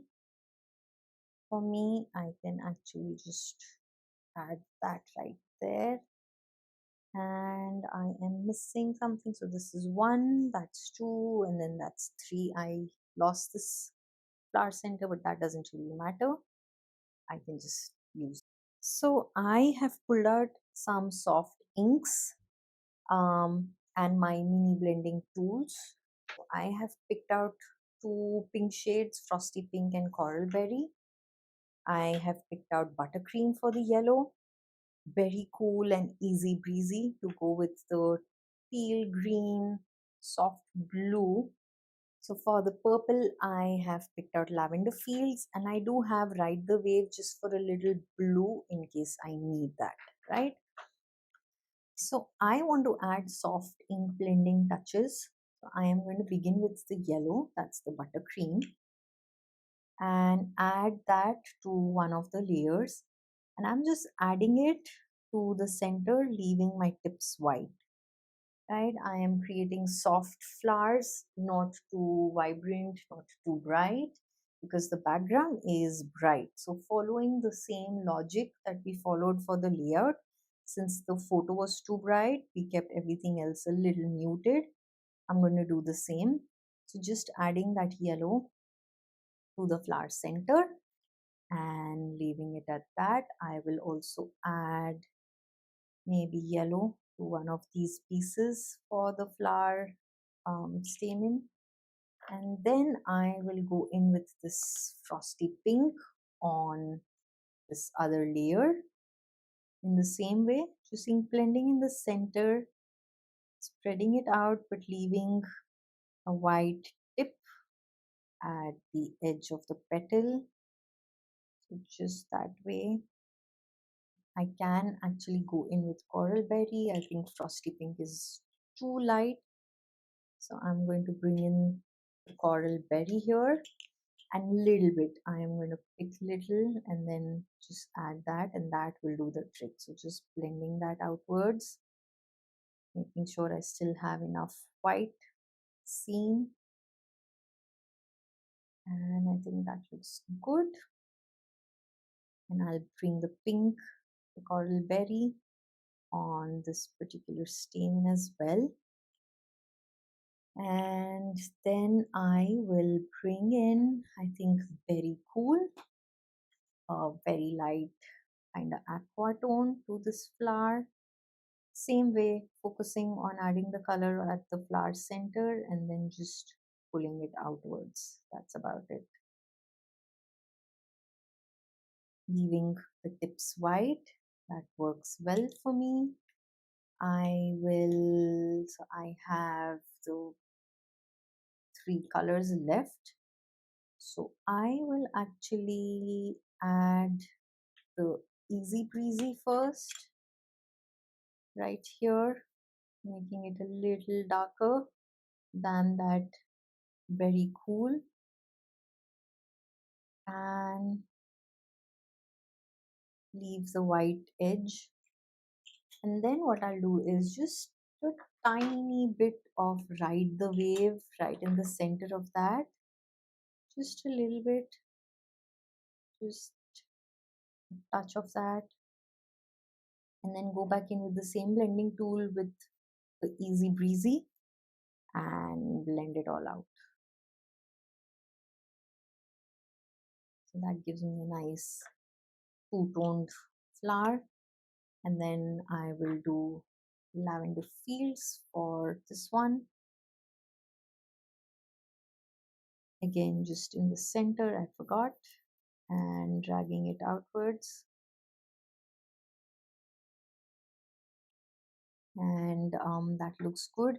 I should have color left on my blending tool, so I'll just bring that yellow in on this one. And I will bring the blue in on this one. So I'm not even picking more ink, and that's about it. So as quickly as that, my elements are colored. So with all of these flowers, I am going to glue them and finish making the flowers. So for this, I'm not adding foam tape. I am actually just going to use liquid glue and assemble them just the same way that I did earlier, layer over layer, but without any dimension. This time around, I am just gluing them down instead of adding foam tape between the layers, and that also looks spectacular. I think both of these looks work for these die cuts. It is just what you're feeling at the moment, what your project demands. That's what it comes down to, really. So quickly putting these pieces together, as easy as that. And once you've used the die several times, it's easy to know where the layers go. Moreover, like I said, this is a very nice and easy layered flower set, and no matter how you place it, I don't think you can ever go wrong. The flowers still look stunning. So keeping that in mind, and then you see we've changed up, like added different colors to each layer, and it still looks stunning. You don't really need just the light and the dark. It creates for a nice smooth pastel flower breezy look. So with this, I want to quickly make a tag, and I want to bring in vellum. So I'm thinking I will use another little piece of this leftover pattern paper, bringing out my paper trimmer. So let's just bring out my paper trimmer and create a tiny little gift tag. So I can actually cut out this piece because it makes for a really nice panel. So I will cut that bit, save it up to use later. And then let's see how much this is. So this is almost 4 inches. That works for me. So I just want a tiny tag, a gift tag. So little less than 3 inches is what I'm going to cut. 3 by 4 is what I was aiming for. So this works. And a piece of vellum. So I'm going to cut the vellum to the same size as well for now. Slightly smaller than a 3 by 4 inches, just a little bit shorter than that. And then we just need our scissors to put this together. So I am going to first come and cut at an angle, and then I have one done. I can just flip this over and match the other side to create a nice tag shape. So I'm just going to go along with that. And then that has given us guidelines to match our vellum. Right, so I am going to place that right there and quickly cut off that vellum piece. And then I can just use either of those pieces, place it on the other end of the vellum, cut that out, and that gives me a nice tag shape. Now I also want to go in from the bottom. So what I'm going to do is roughly at the center, make a snip, and then from the two corners go inwards, meeting at that point of the snip, just like that. And repeat that on the other edge, just like so, giving me a nice offbeat tag shape. I will repeat that same thing on the vellum. So at the center from the bottom, make that snip. From the corners, going inwards, meeting at the center point. And that's it, that works. So then I'm going to bring my crocodile, and the idea is I want this slightly offset, but I've cut it all at the same spot. It's just going to be something like that, you know, the vellum slightly offset, just like that. I think that would work. I want to cut a hole right in the center, and then I will add the eyelet. So I'm going to first come right here, place my tag so I know that I am cutting the hole in the center where I want it. So I'm holding those two together, and then I'll push my eyelet in, come back to the setting of the eyelet, and nicely firmly press to set that. So I have this now moving, and then I will offset that just like so.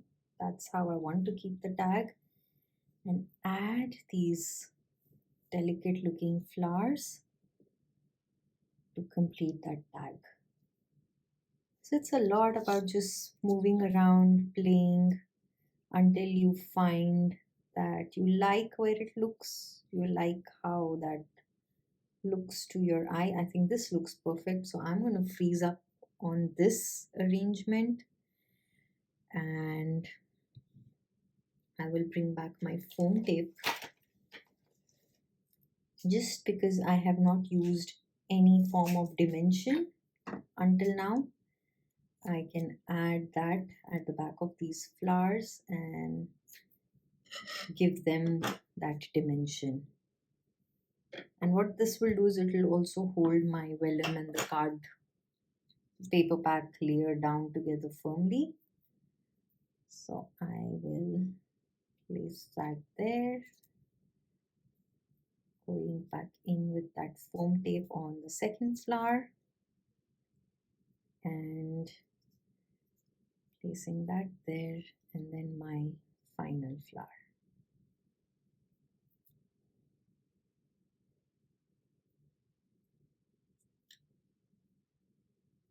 Tucking that in, and just like that. I think that looks perfect. I will add a little splatter with white and black ink, just to make the colors pop. I like doing that. I didn't do it so far because this already has a lot of color going, and we did a lot of splatter on our layout, of course.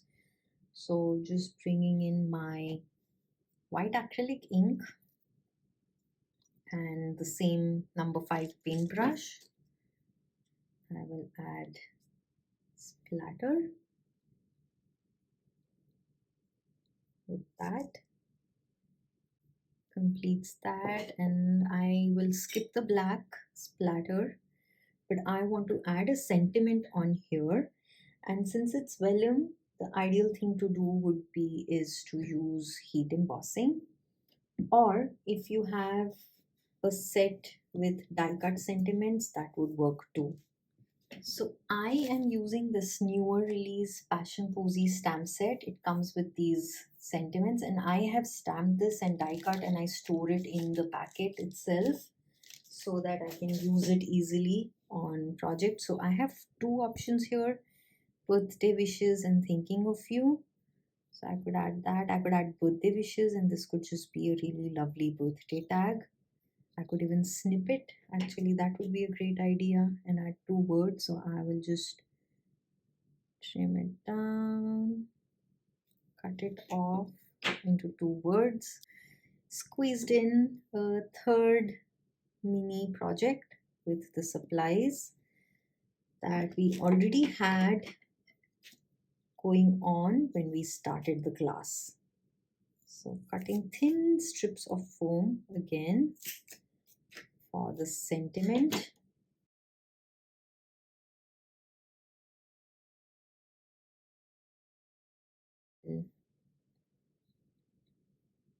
Birthday wishes, just like that.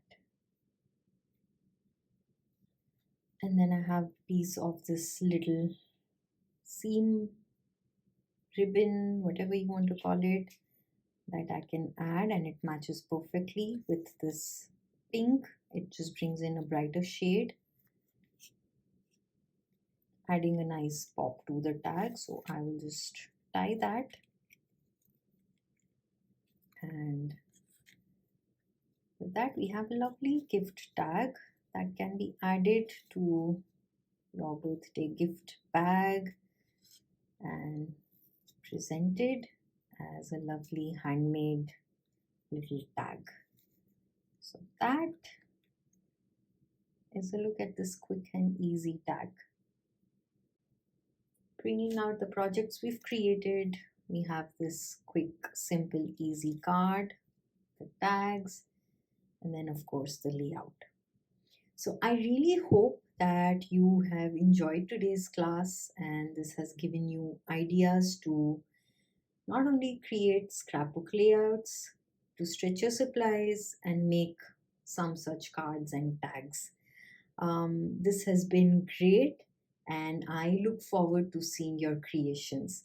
Thank you so much.